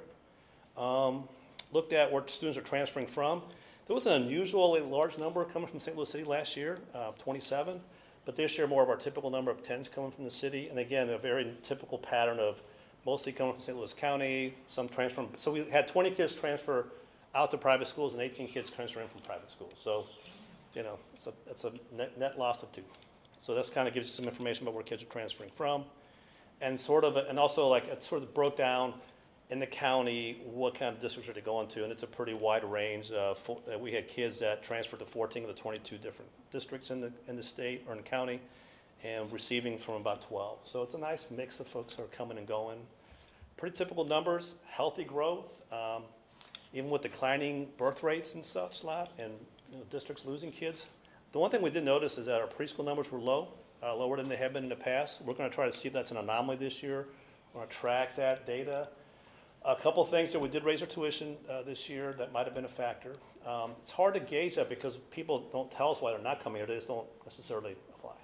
So we did raise tuition. That was one thing that happened. I think families do need 12 months daycare sometimes. And so when they were kind of weighing the cost benefit of paying tuition or maybe going to daycare, some people probably chose daycare, I think. And there have been declining birth rates. So we're in about a 2 or 3 window of declining low birth rates, historical. They're back up now in 2024-25, but we're going to see maybe a little bit dip, partly related to that. So, any questions about enrollment? I will say on the pre-K, I sit on the board of directors for my kids' daycare out in West County, Yeah. Good Shepherd, and we also saw a decline. Yeah. And then there's also news articles about kinder care. Actually, it's on the stock market. It's a traded, daycare, right? Which is ironic. So mooching off the parents as well. But they're also noticing decline, right? And so actually their stock is being marked to be sold and not being kept because of the decline in enrollment. So I think it's a nationwide trend. So too. Yes. And so it's something to be aware of and keep an eye out for. Yeah, I think I included a link to the birth rate kind of bar to. Yeah, it's got the question from the board. I'm like, I'm going to take a peek. It's an anomaly, and it's also, again, on my other board, we're struggling with our budget because, we raise tuition as well, and there you are. Yeah. So. Yeah, no, it's. Well, we're going to try to track those. So this was a particularly year that we noticed some changes. We'll see if that's a pattern or just an anomaly. Yes, I think everybody is. So yeah, just something to be aware of as a school. Yeah. Okay. Thank you. Any other questions? Oh, yeah. Yeah. So ninth grade, I remember the ninth grade dip as people went different directions for high school. And do we end up tracking, I shouldn't say do we, would it be helpful to also kind of have that in this presentation to kind of understand that particular dip? And I know that Ms. Huffman's not here now, but they're starting a committee and starting to talk about some of the get some parent feedback on the high school experience and engagement and that sort of thing too. Okay. So I don't know if that's a helpful trend to look at, because we were not being from St. Louis surprised at how much of a bump that we saw. It's like musical chairs. Yeah. Yeah. Yeah. So in terms, you're asking that, so do we do a kind of a... Like, do you kind of know over time, obviously COVID, I think, was an even bigger hit that we saw. What's the fluctuation year to year with that normal ninth grade drop we see? I can track that over time. I've been tracking that over time. I can drop that in a board note or bring that back to the next meeting for sure, to kind of see if that's a consistent pattern. Yeah, just to kind of understand that trend over time. Because it's sometimes, I think, when we look at the high school experience, it's a unique... It is. A unique thing and a unique time for parents trying to gauge, where the resources are, which track they're trying to head. Yeah, high school's so much different than the other buildings in any district, really, in terms of, like, their offerings. Like, K-8 is more similar than different in most county districts, but high school you have differences around extracurriculars, foreign language, athletics, culture, different, like family history. It's really different. It's almost like more like pre-college in terms of how people choose their 9 to 12 experience. So we've seen that. In fact, the vast majority went to one particular high school, which I thought was interesting, Like, a lot of students went to this one high school. So a lot of them went to single gender high schools, which is a very different experience than being in a co-ed public education setting. Yeah. In the future presentations of this, would you mind also providing the average daily attendance number? Because that's the state revenues, aren't they keyed to That's different. Yes, weighted for sure. average daily attendance? Yes. And I know we get that, we got those numbers for last year in the auditor's report. And I guess I could go back and look at the prior year auditor's reports, but I'm just curious at how those numbers have changed, because the head count impacts our costs, because we have to have people to meet the head count. Yes, that's right. Mm-hmm. But the weighted average daily attendance is actually our revenues. Correct. So one hits expenses, one hits revenues. So if we could get a better sense of how that's changed over time. Okay. Yeah, it'd be great. I'm going to have to tap on my colleague, Rachel Ward, on the ADA. I'm good with the basic head count number. Yeah. ADA is right, a lot more which is complicated. important because that helps us know what staffing we need. They're both important. Yeah, both for important. Sure. Okay. Thank you for that feedback. In the pre-K kind of levels, are we utilizing all of our Head Start spaces? There are some available Head Start spaces. We're using a combination of a Head Start and ADA, and we're trying to create, and we try to fill those spots. Like, we're on the lookout always. So it's a big equity issue. And so we try to use both of those as ways to give access to everybody, yes. But I think we still have a few Head Start spots. Head Start is a great program, period, end of sentence. It is also a bit labor intensive to enroll someone in Head Start. it's probably 3 times more paperwork involved than just doing regular enrollment, but it's worth it. It does provide some access for those students, yeah. Well, and to your earlier point, that you need summer coverage, you need Yeah. holiday coverage, and Yeah. so that always, I thought of it when we hit it, the pain points, but with better resources Yeah. than others would experience of trying to work around a preschool that follows a school schedule. Right. It's really hard to do if you don't have a flexible employment Right. opportunity or especially in a single parent situation. Yeah. There's just a lot of strains on the type of schedule we keep. Yeah. Yeah, I just got a text from my mom when I was in this meeting. It was about something else, but I remember she's got a 3-year-old at home, but she needs 12-month daycare. That's what she needs for her kiddo. So he's doing in-home daycare and he'd be a Head Start candidate, but she'd have to provide her own transportation, and she works till 6, so. Are there more, I'm saying a question that really creates more work, so it's more of a broad, wouldn't it be nice if we had community partners to be able to fill that void? Because we noticed that when we shifted to summer, it didn't necessarily align when school got out with when Right. the Heights program started and things like that. And so we were always trying to fill these gaps, and I know sometimes there was camps and, yes. yeah, and some of the camps that filled a couple of those week gaps were much more expensive. Correct. And so there was always the sticker shock to that one of trying, so I guess that's I'm maybe. interested in finding out if it was, I thought the increase in preschool was quite reasonable and understandable, by the way. But I wonder if people were cobbling together previously under our below market rate tuition, it's pretty affordable, so I can probably do the camps and in-home care and things like that. I can piece it together, but then when our tuition went up, maybe not, so hard to say. I think the birth rates probably had as big of impact as that, but I think probably the combination of all those factors would be my guess. But we'll try to track that next year, see if it's a pattern. All right. Well, thank you. You're welcome. Okay. Next up is our program evaluation transportation.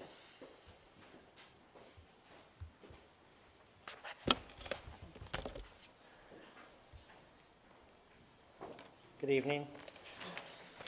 Program evaluation for transportation. I would like to point out that we actually have our entire transportation department here, all 2 of them, Matt and Jesse. Jesse being our head of transportation and Nat being our full-time bus driver. So currently we are running 8 buses. 4 of those are propane, 4 of those are gas. I think we all know transportation is essential to student attendance, access, participation. I also think it's important that we point out that we try to reach some of our sustainability goals through our transportation department. We were ahead of the curve about 4.5 years ago to switch over to propane for most of our local routes. And we'll talk more about that in a minute, about some additional sustainability stuff that we're working on. But this does support our strategic goal of 4 resources. Our current annual operating cost for transportation, that includes our leases, our fuels, supplies, repairs, insurance, testing. That also includes our white fleet. So our 2 minivans, our trucks, is $171,775. Some highlights, we have 0 preventable accidents in 24-25, which I think that says a lot about our drivers, considering if you ever really want to see some operations hard, driving those buses on Richmond Heights and Maplewood streets is even harder. So one thing that I'm going to be looking at as the head of operations is our new program that we're using has some on-time performance tracking in it. So that's one of the things that I want to start looking at as we move into spring, actually tracking, on a daily basis, how many of our bus stops, are within that 5-minute range. So I've just now started to look at some of that. Our strengths, the one I would like to point out as far as sustainability is we don't have any diesel buses. We know that, diesel has a lot more pollutants it puts into the air. It's a lot harder to manage during the winter, so we're really excited that we don't have diesel. I will say that recently we did submit for some Ameren dollars, about $2.1 million. We're hoping to hear about that here soon. I'd like to point out that Noe wrote a very just advocating letter that accompanied mine to the grant. So, a lot of times grants don't include letters from students, but it was a great letter, and I included that, and already received some feedback from Ameren that we were the only ones who submitted like a student letter with that. So hopefully that gives that little nudge. And hopefully we get good news in the next couple weeks, because it would be significant savings to the district over the next, starting year one through the next 10 years, significant savings for us. Improvement areas, obviously I said our whole department is here. We need driver recruitment and retention.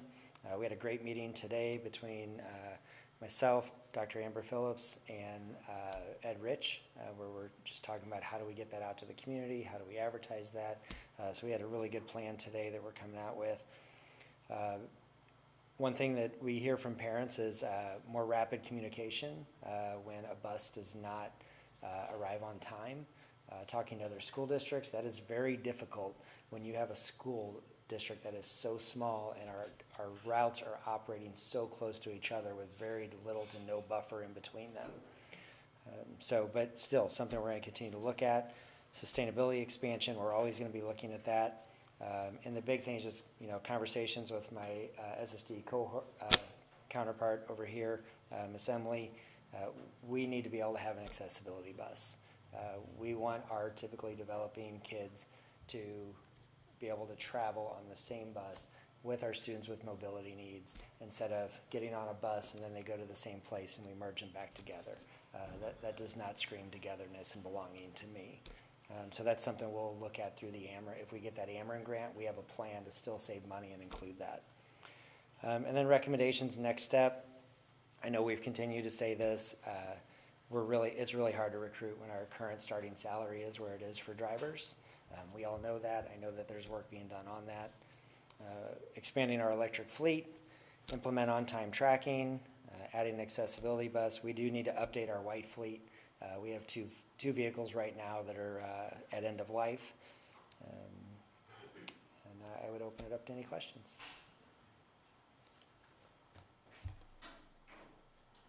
The two vans you're talking about, right? The white fleet, you're talking about two vans, or is it a truck or something? So we have one van that it's a 2020 that's in good shape. We have very little issues with it. Our other van is a 2010. Older? Yeah, it's rough. We don't allow it to go further than 20 miles. Got it. That sounds. Just being honest. That was like my first car. Yeah. Maybe it's a better question for Navigate, but are bond funds not able to be used for things like that? I thought they could be used for things like these kind of capital purchases. You can use it for that. Okay. I would say that there's some argument of, bonds are paid off in 10, 20 years. Would we take out a car loan for that long? But if that's how we need to finance it, that's how we do it. But right. If the board said, go get them tomorrow, I would be ready to go. So. Okay. I'm not asking you to do that. So. No, I just wanted to make sure that somebody's looked into it and that it's possible. Yes. I thought we had asked Navigate that back some months ago, but I can't remember whether we got an answer. You can. It's a capital expense over $5,000. Yeah, that's what I thought. Okay. Yeah, it used to be $1,000 Right, until last year, and then it went up to $5,000. Any other questions? Well, could you bring us a proposal? I'm sorry. No. Could you bring us a proposal for what these costs would be, and through Navigate, because he's already he's looking at the next round of projects. Maybe we could just see where that would fit in with the next round of projects. Absolutely. Okay. Thank you. Yep. Next, we have our assessment report, part 3. Rachel Ward. Oh, yeah. We can't let her sit at home, so. And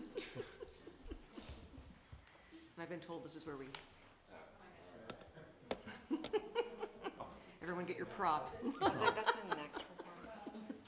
Josh stole But mine. it's okay.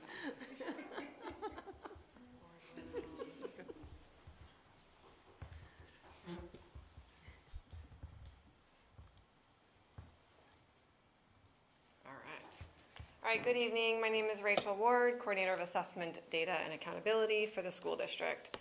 The first presentation I have this evening is assessment report number 3. So this is just coming back, talking about the MAP results and the EOC results from the spring 25 administration.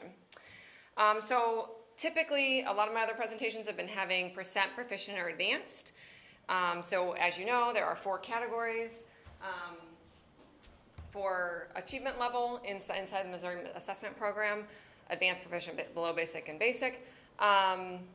The MPI, this Missouri Performance Index, is something that we was asked to come back and bring. It's actually the number that is used for APR, which I'll be getting to here in a minute.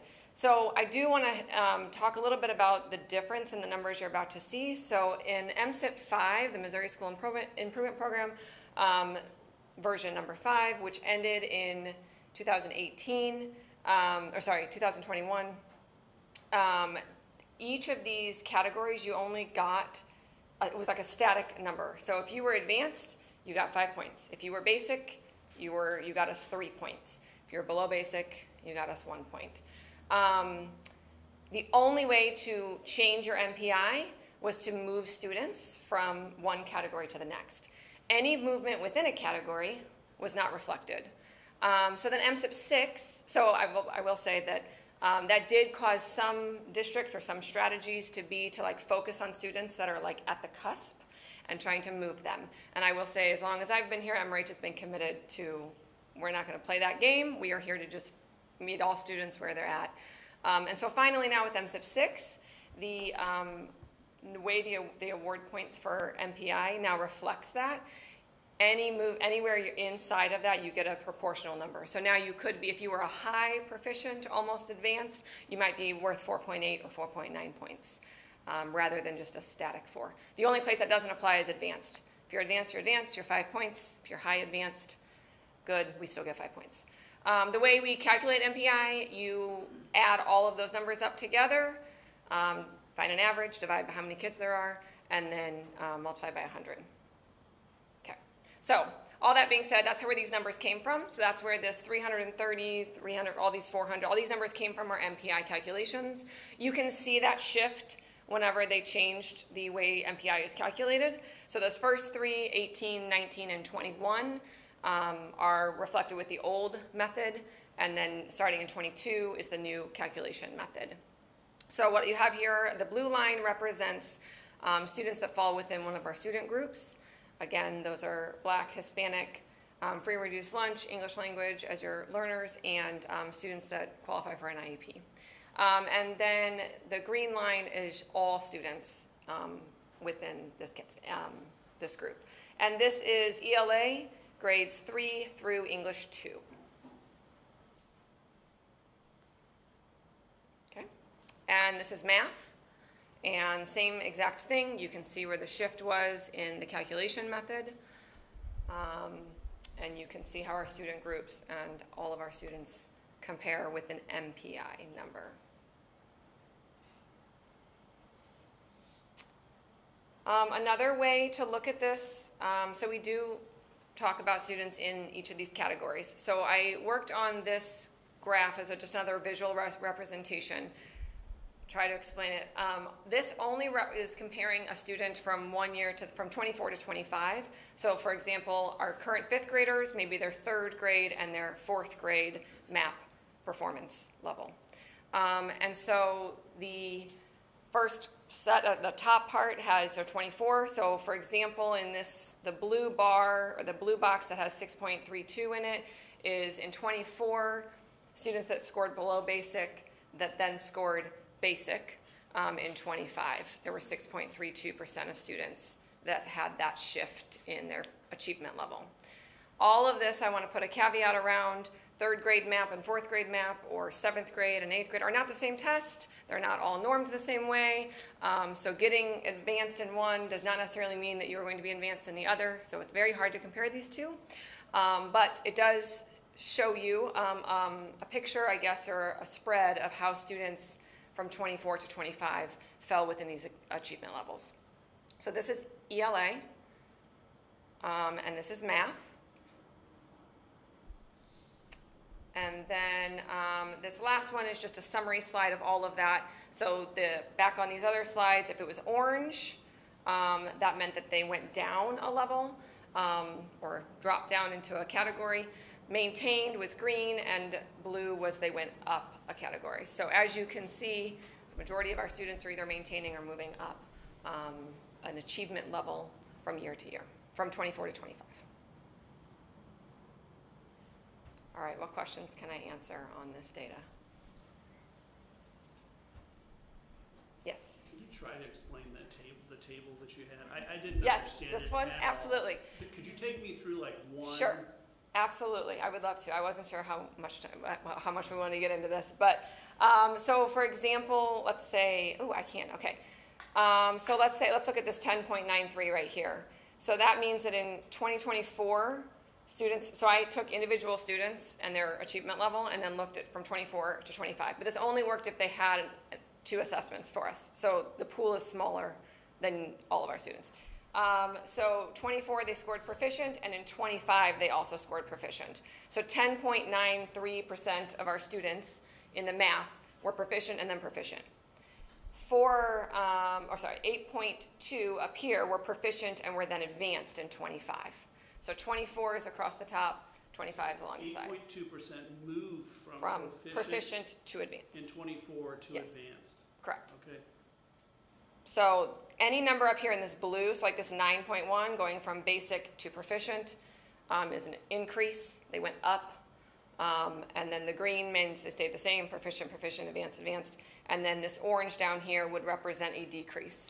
What I did not get into was like how close was their, so these students that were advanced that went to be proficient, the 6.38%, I don't know how close they were, what that scale score cutoff was from one year to the next. And again, comparing tests from year to year is not always advisable. So what does the top corner one mean, the 23.32%, 2024 advanced, and then 2025 Yep. advanced? They were advanced and they remained advanced in the next year. 23, so they remained advanced, but Yep. there was no change, whereas Correct. the other ones are a movement Yes. or a change. But that one, I mean, maintained. I mean, they stayed advanced. They could have grown. They could have grown, within absolutely. Advanced. The scale just continues to go. They fell within that bucket of being advanced. Yep. So that's why you see on the corners smaller numbers, because you don't typically see students moving to achievement levels. It's usually, either maintain or one fluctuate around the sides. And I assume this is all our students too. This isn't our student groups. This is just. Oh, this is just all students. Yeah, right. I would get pretty small if we went into the student groups. Because again, this stops at 8th grade in ELA, because we don't give English 1, so there's no assessment after that. And in math, we do have Algebra 1 from 8th grade to Algebra 1. So there's actually more students in the math group than in the ELA. But again, they had to be here last year, take the assessment, have one in each. So it's like 5th through 8th. It's not a big data set. so 2% of the 2024 basics moved to advanced. Yeah. I know, that's pretty big. Thank you. Okay, yeah, absolutely. And now, actually I didn't have to do that because I just kept it in the same slide deck. Sorry about that. Okay, are any more questions about assessment number 3 before I go to my next presentation? Okay, switching gears. Here I am for the APR presentation. Now you can wave your little fingers. Now we're talking about APR. So as you know, the annual performance report measures progress of students, or of schools, students, and LEAs across many standards across the state. It's also what is used for classification of school districts. It is made up, so I'm going to get boring here for a second before we celebrate, so you understand what that 98.5 represents. 70% is performance, 30% is continuous improvement. Under performance, you are going to have achievement, so that is the MAP and EOC scores, and growth. Those are both based on the MAP and EOC scores for all students and for student groups. And again, I've already told you who's in a student group. Success Ready is also inside of performance, and that is the college and career readiness assessments. And so those are test scores and dual enrollment and college credit components. And then the graduation rate and our graduate follow-up, where we check in on our graduates the following year to see what they're doing. we get points for all of those categories are in that 70% performance. Inside this 30% of continuous improvement, you've got our CSIP, or our climate and culture surveys, and then timely submissions of data. We get points for that. And then the kindergarten readiness, the ICAP, which was mentioned earlier, that's that career and educational plan, and attendance all fall within that 30% category. So it's not just MAP and EOC scores, that's a bulk of it, but it's a lot more behind the scenes as well, and we try to focus on the MAP and EOC scores because that's, well, and the Success Ready scores. We try to focus on the stuff for the students and take care of the other stuff in central office as much as possible. This is an older table, but MSIP 6, they kind of rolled it out. So 22, 23, and 24, it just shows you how they kind of divided up the points, and we finally now have our full 200 for 24, and 25 is the exact same. So we're finally starting to get a steady picture of the full MSIP 6 rollout. So here's our APR. Whoa, why did it do that? So as you know, it's been said many times already this evening, 98.5% was the percent of points that we earned on our APR report. You can see 23, 24, and 25 on this slide. I did break it down by performance and continuous improvement, so you can kind of see we've maintained a pretty high number there in that continuous improvement, 96, 98, 98, but it's that performance category that has gone from 79, 96 to 95. So with the total down there at the bottom, we've seen an increase for 3 years now in a row. And yes, it does place us as the highest K through 12 district in the state of Missouri. Yes, exactly. The composite score is, you're going to see this number floating around sometimes because it is a 3-year average. And so since we have 3 years of APR for MSIP 6, this is how it's calculated. It's actually done at each individual level. They figure out a 3-year average. It's very complicated. But we are at 93.3, which is an increase from last year. I think we were like at 89 for our composite. Okay, now to talk a little bit about, so over the, when you're talking about the performance categories, they have 4 categories. They have emerging, approaching, on track, and target. They've shifted those words a lot, and actually now they're all just emerging, approaching, on track, and target. But you'll see in the presentation there's some old language like average, or they've changed that over while they've rolled this out. For the other part of MSIP, the 30%, it's met or not met for the most part. So here is a overall summary of where we fell with student performance. So this again is that academic performance, and this is status. So this is just how did our students perform. This is not about growth. So you can see I put 23, 24, and 25, the points possible. Sorry, the points possible over here, the points we've earned, the percentage of points, and then where we fall. And that cutoff of target on track is all part of the MSIP manual. That MPI is used to see where you fall in there. So you can see for all students and student groups, we were either on target or on track or at target.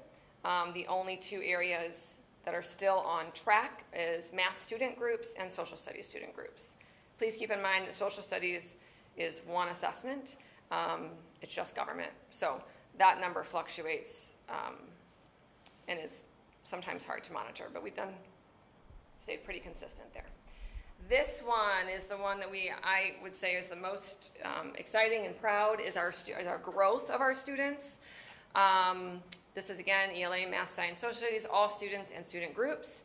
And you can see this is where, like here, we had a lot of blues and greens, but here we had some of these, again, below average, which was the lowest category, an average, and we've moved and increased to where this year in 25, every single assessment category and all students and student groups are all at target. That is very impressive. So very, very good work there. And then the rest of these are college and career readiness assessments, our advanced credit, that's dual credit, AP, graduation rate, graduation follow-up, all on target. All the other stuff behind the scenes. Attendance, we did actually, before this, we had 0 points in 22.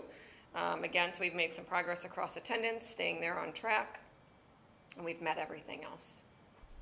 This is just a snapshot of all of the other slides. So you can see we're heavy on the target over here. It's what you want. We still have those 2, 3 areas there on track. Also, because we like to do this, comparing ourselves to some other districts nearby, I use the same districts from before and that we use for other things. As you can see, our APR there, 98.5, is closely, I mean, it's above those, and it is most likely aligned to the Brentwood and Clayton there. And this is the 25 only, not our composite. Questions? Comments? Anything? I know that was not as exciting as a big dance, but gotta tell you where that number comes from. I think, did I read correctly, the target designation is for a certain percentage of students in proficient or advanced? It's based on MPI. So it's all based on that MPI number, that 400, 300 number. And so every subject area and either all students or student groups have their own like threshold to be target. So I can't say like, oh, a 422 gets you target. It's just, it's all based on, it's in the manual. Got it. It's a very fun chart. But yes, so it's based on what you reach. But yes, it correlates or is connected to a percent proficient or advanced. Okay. But it's not like we're trying to reach a certain percent proficient or advanced to get target. It's based on that MPI, because that's all students. Yeah. Thank you. Yep. Other questions? No, thank you. Okay. And thank you for keeping track of those numbers. Yeah, no problem. Like you said, there's a giant manual for that. So. It is a manual. It's but it impressive. Makes sense. Thank you. That's a lot. All right, we're up to finance. Yes, I should. So I'm back again, presenting our financials, and just starting with our revenue. Thankful for our community because the majority of our funds come from our local taxpayers, and that's about 84% of our budget, and the remaining, oh, it's not up. Didn't push the magic button. Has to be an AI fix for that. All right. So for the October financials, just looking at operating funds, 84% of our revenue comes from local, and we receive almost 12% from state, and you can see the distribution. So our community funds the work that we're able to do and able for us to reach the outcomes for both students and staff. This slide basically outlines how much money we brought in thus far. So we've brought in approximately $3 million. This is a decrease of about 5.1% less than what we received in previous years, and it's related to fewer funds coming in for Prop C, fewer funds coming in for merchants and manufacturing, and then also a collection of delinquent taxes. Here you see our expenditures, and our expenditures are primarily salaries and benefits, and you can see the breakdown for purchase services and supplies. And for this particular slide, just outlining that purchase services still continues to be down by 5.2%. From the previous year's budget, and supplies are actually up this year, and this is a result of how expenses are being made and associated with their plan for the year. So last year we had a deadline for their purchases to be made, so you can see the purchases being made earlier than they were in past, and then you can see the breakdown for capital outlay and operating expenses. Based on the budget amendment that was presented last month, we are anticipating a 43.9% fund balance at the conclusion of the 2026 school year. Are there any questions in regards to the financials for October? I do want to thank Tony for getting this together for me. All right. Brings us to the budget directive, I believe.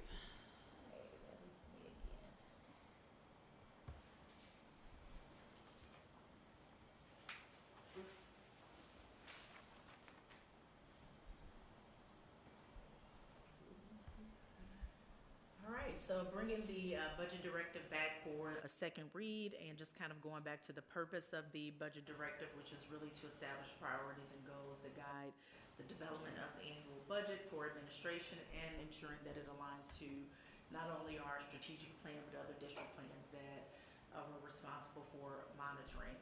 I took the liberty of trying to coalesce all of the feedback that was provided and create a new document because it was challenging to add the additional changes to what was already completed, but it is added as an attachment to the board agenda item. There were no changes to item 1 for commitment to equity in all budget allocations. And then for item 2, academic gap closing programs for marginalized and underrepresented groups. The suggestion that was made was to add supplemental resources to support current resources. So I did retool that language for that item. And then for item 3, for curricular and instructional resources for academic improvement, we updated this particular item to reflect the need for grades 9 through 12. And then also, instead of implementing, we put budgeted for so that we have funds to actually support the high school and any resources to support the curriculum. And we also added in this one PD costs, which includes sub costs. For item 4, this was a slight change again, looking at grades 9 through 12, and we added as needed based on the feedback from the board.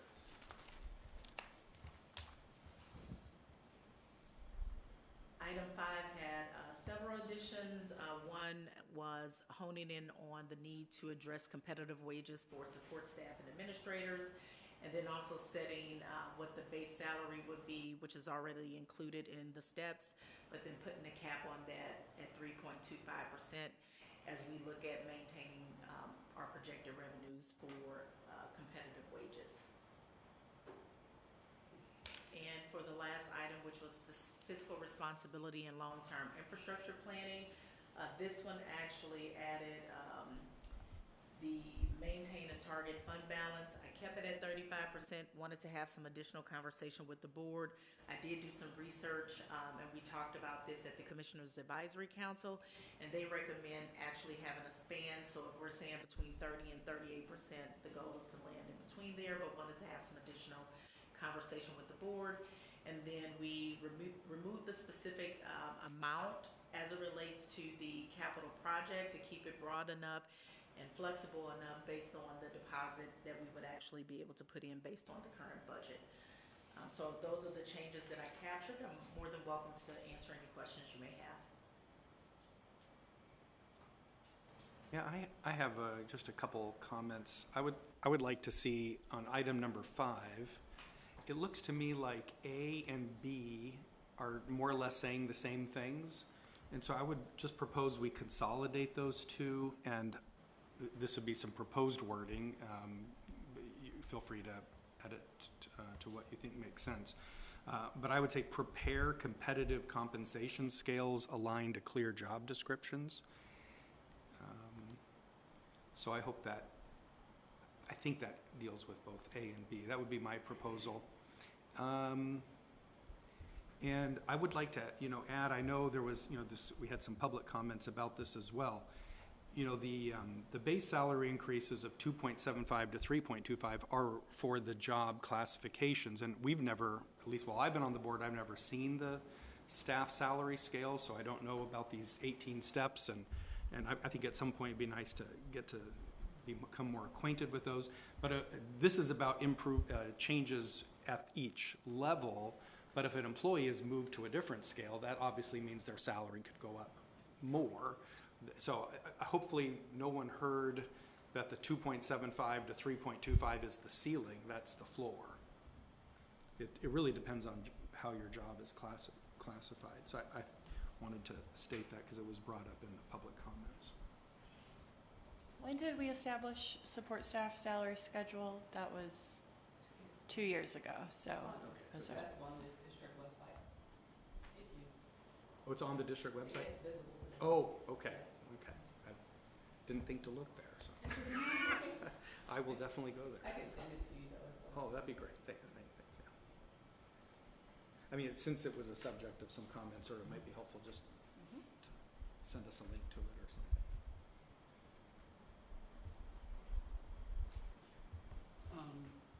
On number 2, academic gap closing programs, I know we put the language in prioritize supplemental resources to augment current resources and programs. Are there specific supplemental resources that we're looking at that we can say that we really want to target, or have we gotten to the stage where we know what those things are? So building principals are having those conversations now, and I'm also having them during collaboration. So as they look at gaps in their data, each building could have something different, but we do plan to have that information before we start the budgeting season. I'm interested in what new would be, if a name or, something around that. That would be nice, but if it's not available, it's not available. I think I remember from the last discussion, weren't those like add-ons to the current ones we bought, right? So they're like, we bought the basic package, if you will, for the sedan, and now we just need to figure out, how do we get the power windows maybe for others, kind of a thing. And then I would like to at least talk about number 6. I want to sort of explain at least my reasoning between having a high fund balance, and that is that I feel like we are moving into another period of inflation, and the Hancock Amendment limits how much revenue we can bring in. One of the only ways that we have as a school district to offset our needs, paying for our needs in the future while the Hancock Amendment sort of works its way through to get to a higher revenue level. We have either 2 ways. We can keep our fund balance high, or we can raise taxes. And I would prefer to keep the fund balance high. I don't know what the language is going to be. I say target fund balance of 38% to hedge against possible inflationary pressures that the Hancock Amendment causes by often decreasing revenue. There's something along that type of language. It's open for debate on what we put it in. And then on B, it says on this one, it says to establish a ongoing project reserve. And I don't know that establish is necessarily what I've been talking about. What I'm interested in, at least from my own personal perspective as I've looked into this, is to explore the creation of a capital project reserve and establish an understanding of the benefits versus the restrictions, and determine a reasonable funding level for such a fund. So there we are not necessarily creating one, but we are getting some information in the budget being processed for whether or not this is a good idea and whether or not we should move forward with considering it. Again, it's a way of sort of sequestering money, and it has some benefits. It lowers, it means lower and less frequent bond issues, means better interest rates because it improves our bond rating. Our current CFO, part-time CFO, recommends it, and it forces an annual consideration of capital expenditures by the board, which we have not really done before in the past. So it forces us as a group to think about what we want to do in terms of capital expenses. And then on I'd like to add one, which is C, which is fund an annual maintenance budget that aligns with historic spending levels and discounting it for the current state of our district infrastructure and the current bond work that's being completed. So this comes from work in the 4R Resources Board and asking Mike to pull some numbers. Over the past 3 years, we have budgeted low amounts for maintenance and then gone wildly over on our actual spending. I'm asking that as a board directive that perhaps we look to determine what an accurate budget number is for maintenance for the district, and discount it with the fact that the bond issue is upgrading a lot of our equipment, and so our actual maintenance costs should go down on an annual basis. I'm happy to send the language that's there, and I'm open for discussion on any of it. question regarding if we have any public data on how we've been doing in recent years and the completion of all these goals. Is there anywhere that I can access that, or just in general on the school's websites or like that? I mean, broadly speaking, the budget directive is just kind of a outline for priorities, and the budget directives, I mean, you can search the Assembly very easily to pull up budget directives from the last, many years. They've looked very different. Budget directives from 15 years ago had probably 20 different priorities. I think there's some obviously clear consistencies around equity and staffing supports and things like that. But I wouldn't necessarily consider these like specific, measurably attainable goals. I think they're often aspirational statements or sort of like statements to help prioritize the many different trade-offs that there are as we make decisions about how, the budget reflects our priorities. Okay, thanks. Sure. I would say that the vast majority of our budget is fixed. We aren't going to change, you have a math teacher, we still have to pay the math teacher, so that's not gonna change. And the budget directive is to point in the direction of different places that we might wanna go next year.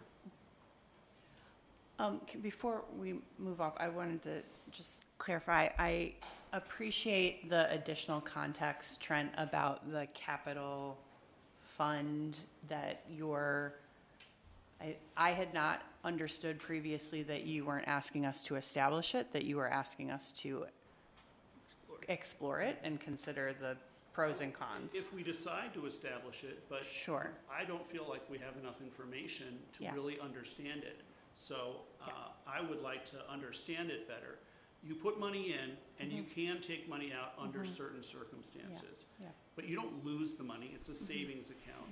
But it may improve your bond rating by 1%, and 1% on a $15 million is a lot of money. Sure. So it can really help us as a district. Yeah, I do think that, we are in a position now that is different than the position that the district overall was in, 12 years ago. And I mean, obviously we were in much more of a cycle of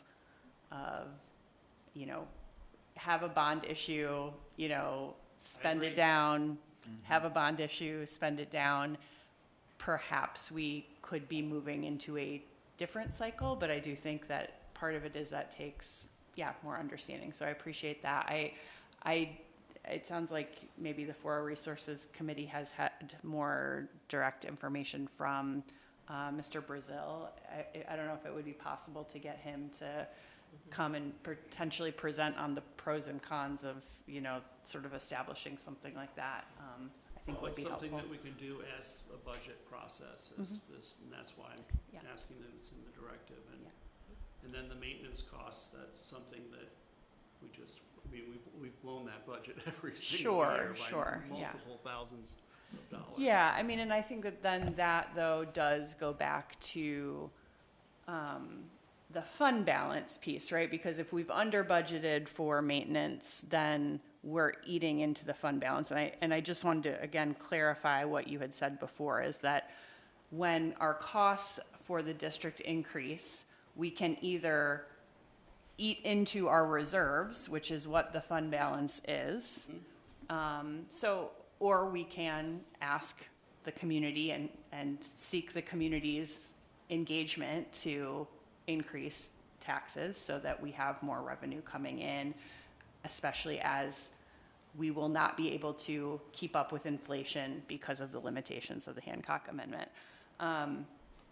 I appreciate that, I continue to struggle with the sort of,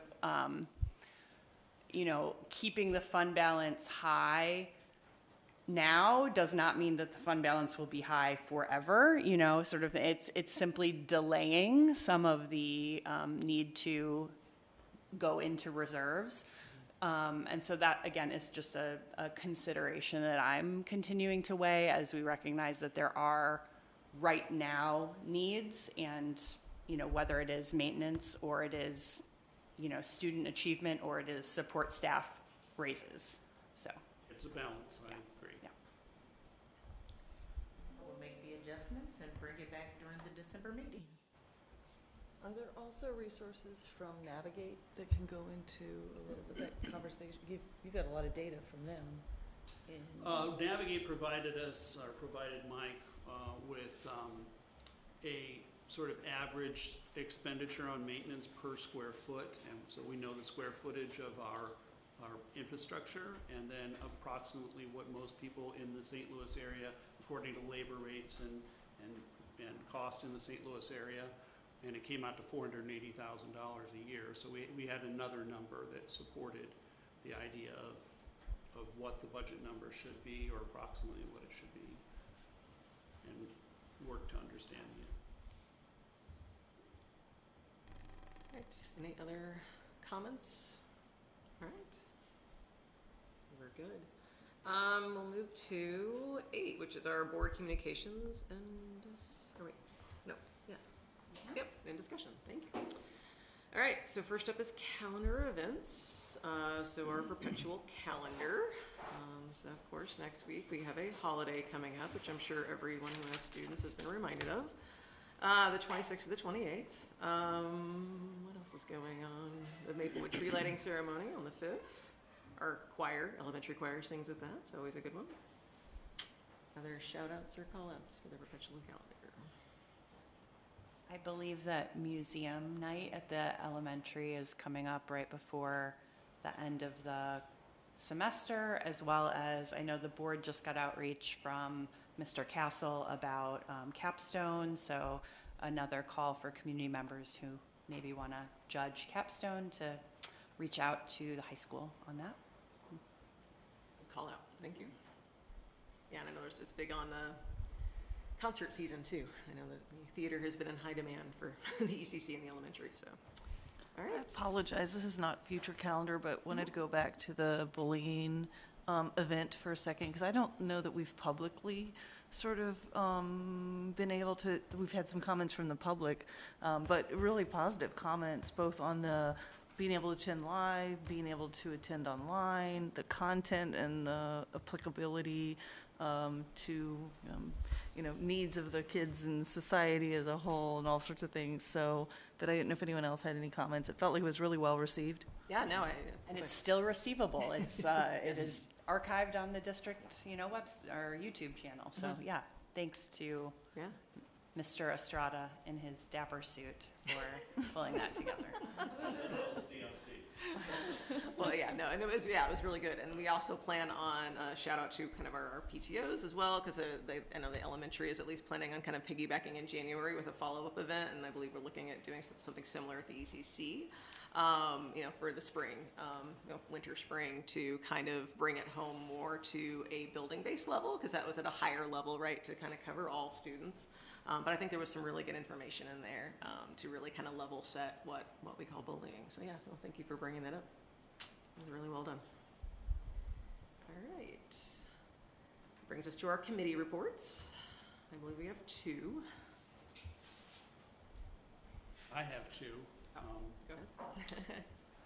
Joe's Place is working on strategic plan items, so trying to decide the main points that they're going to work on for a strategic plan. They are studying the outcomes of graduates of Joe's Place across time, and they're planning a couple of celebrations and a spring landscaping crew to work on a yard of Joe's Place. And then for our resources, I mentioned before, we looked at ways to estimate maintenance budgets and just try to discuss different ways of doing that.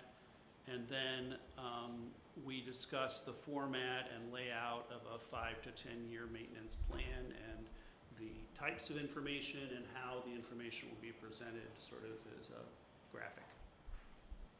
That's all I have. And then think you had one, Laura? For our community, we're looking at trying to meet one of our goals of engaging the community and benefiting the MRH community as well. And so we're sort of preliminary stage, so I won't go into a lot of detail, but we're moving forward. Good. All right, well, thank you. And then we have no committee applicants, so I will put a shout out for any of our community members who happen to be watching or here, that we are always looking for more people to join our committees. So that's the applications online, should you want to join any of those. Next is our board governance self-evaluation. So this is our self-evaluation for the board, which we do as part of MSIP 6 to get some of those points. We have to do kind of an ongoing reflection of our effectiveness as a board. So that's attached to Assembly. Any comments? It's the second of the two. Oh, is it? Let's see. Yeah. One is to the Google form and one is to the results. Correct. So yeah, any comments or from the board on that? My comment to that is that, I attended the MSBA conference, and I know a lot of boards do set their goals kind of based off of this effectiveness survey. And so I kind of encourage us to, reflect on these. There are a couple, I think what I would almost call not easy wins, but things that we could definitely do to establish, better norms and protocols, amongst how we work. But yeah, we can definitely take that back offline or discuss it here, but think about things that we want to do as a board going forward to work better, and I think reflect the culture and community of our district. So, all right, hearing none. Okay, school board elections update. So another big one. Let's see. Where's the filing date? It's coming up, right? December 9th. Thank you. Opens on December 9th, closes on December 30th. Yep. You file at the St. Louis County Board of Elections. Yeah, so there will be 3 open seats up for election this year. So we welcome any and all to consider running. If you have any questions, you can certainly reach out to any of us on the board. All right. Brings us to action items. First action item, Board Policy Batch 2025B. Motion to approve Board Policy Batch 2025B. Second. All in favor? Aye. We have to have discussion. Oh, sorry. Maybe there isn't any, I don't know. But did you have discussion? Sorry, I always skip ahead. Thank you. You should just do all of our Robert's rules. No. I'm going to put you in charge, Happy to Brian. defer. All right. Just correct me every time. Okay. Next will be the program evaluation, the financial audit. We just have to approve this as part of the closure of the audit. Move to approve the audited financial statements as presented. Second. Any discussion? All in favor? Aye. Opposed? All right. And then we're going to bring back the top tutor. Thank you. Motion to approve the top tutors as presented. Second. All right, and discussion. So, we made a recent change. I went back and read through the thing, and it occurred to me that when students sign up for online classes, they normally, we pay for them perhaps, but they also get credit. So we know that they completed, they get a grade, we know that they completed the class. If we make this class available, how do we know that the student is going to take the class or is taking the class? And there's nowhere in the contract that really addresses that. So they actually track the students, not tracked in that manner, but they do track what the students are participating in. They do have homework, and the individuals that are assigned do communicate with families. And then when they take the ACT at the end, we get those results, and then we have a conversation similar to what we did last year to discuss what the outcomes were for that. So they do have a tracking system in place. If there's something specifically the board is looking for, I can definitely bring that back. I just wanted to understand, you know, if we give a student access and then they don't use it, do we pay for it? That's sort of the question. But if we know that they're using it, then we can pay for it. And I just didn't see it in the contract. So they actually take attendance, and the kids actually show up for the sessions. We only pay for the students who actually participate, but it is capped at $7,500, and I believe that Loretta asked that question. And yeah, we had that change. Yeah. Today. Yeah. So I guess the question is kind of if we're doing this as a first year fully implemented project, how do we sort of gauge the effectiveness? And some effectiveness would be influenced by participation. So these are high school students. Sorry, no way. They might not always, you know, they might have a squirrel moment and they might not complete every class. And so are there ways for us to sort of compare attendance along with more like long-term, knowing a little bit about attendance and some of those metrics? And I'm gonna guess Top Tutors can help us, guide us on what metrics they have and what they see as helpful metrics. But are there some of these that we could bring back as the program evolves to kind of better see what, where they saw the improvements and how well the students engaged and that kind of thing?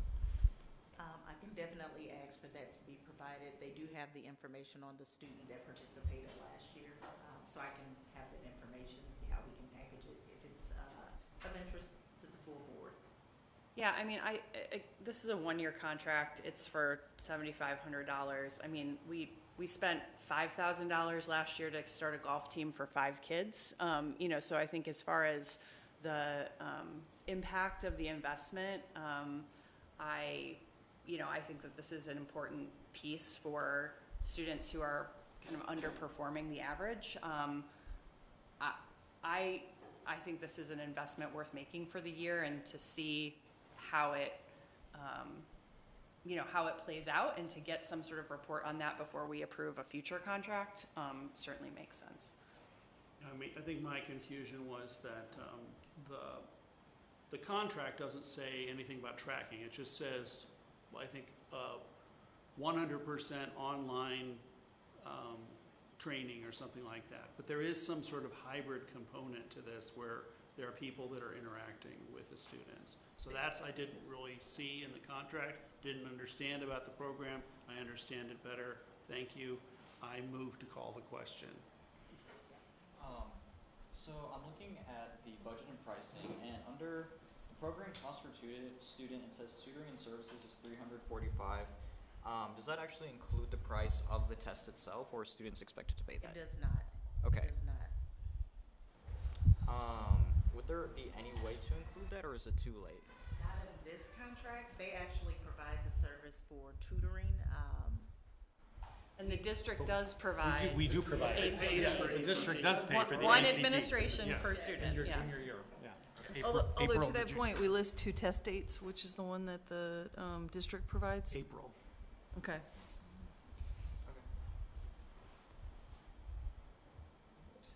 I call the question. So that says, are we gonna vote, I guess? And I just wanted to clarify for what you said, Katie, was the reporting, yeah, whatever they have. I'm not trying to like reinvent the wheel for a $7,500 contract, but I was curious to know if there was information. Okay, Good discussion. All those in favor? Yeah, exactly. Aye. I was kidding. All right, opposed. All right. Then I move to enter executive session in accordance with section 610.021.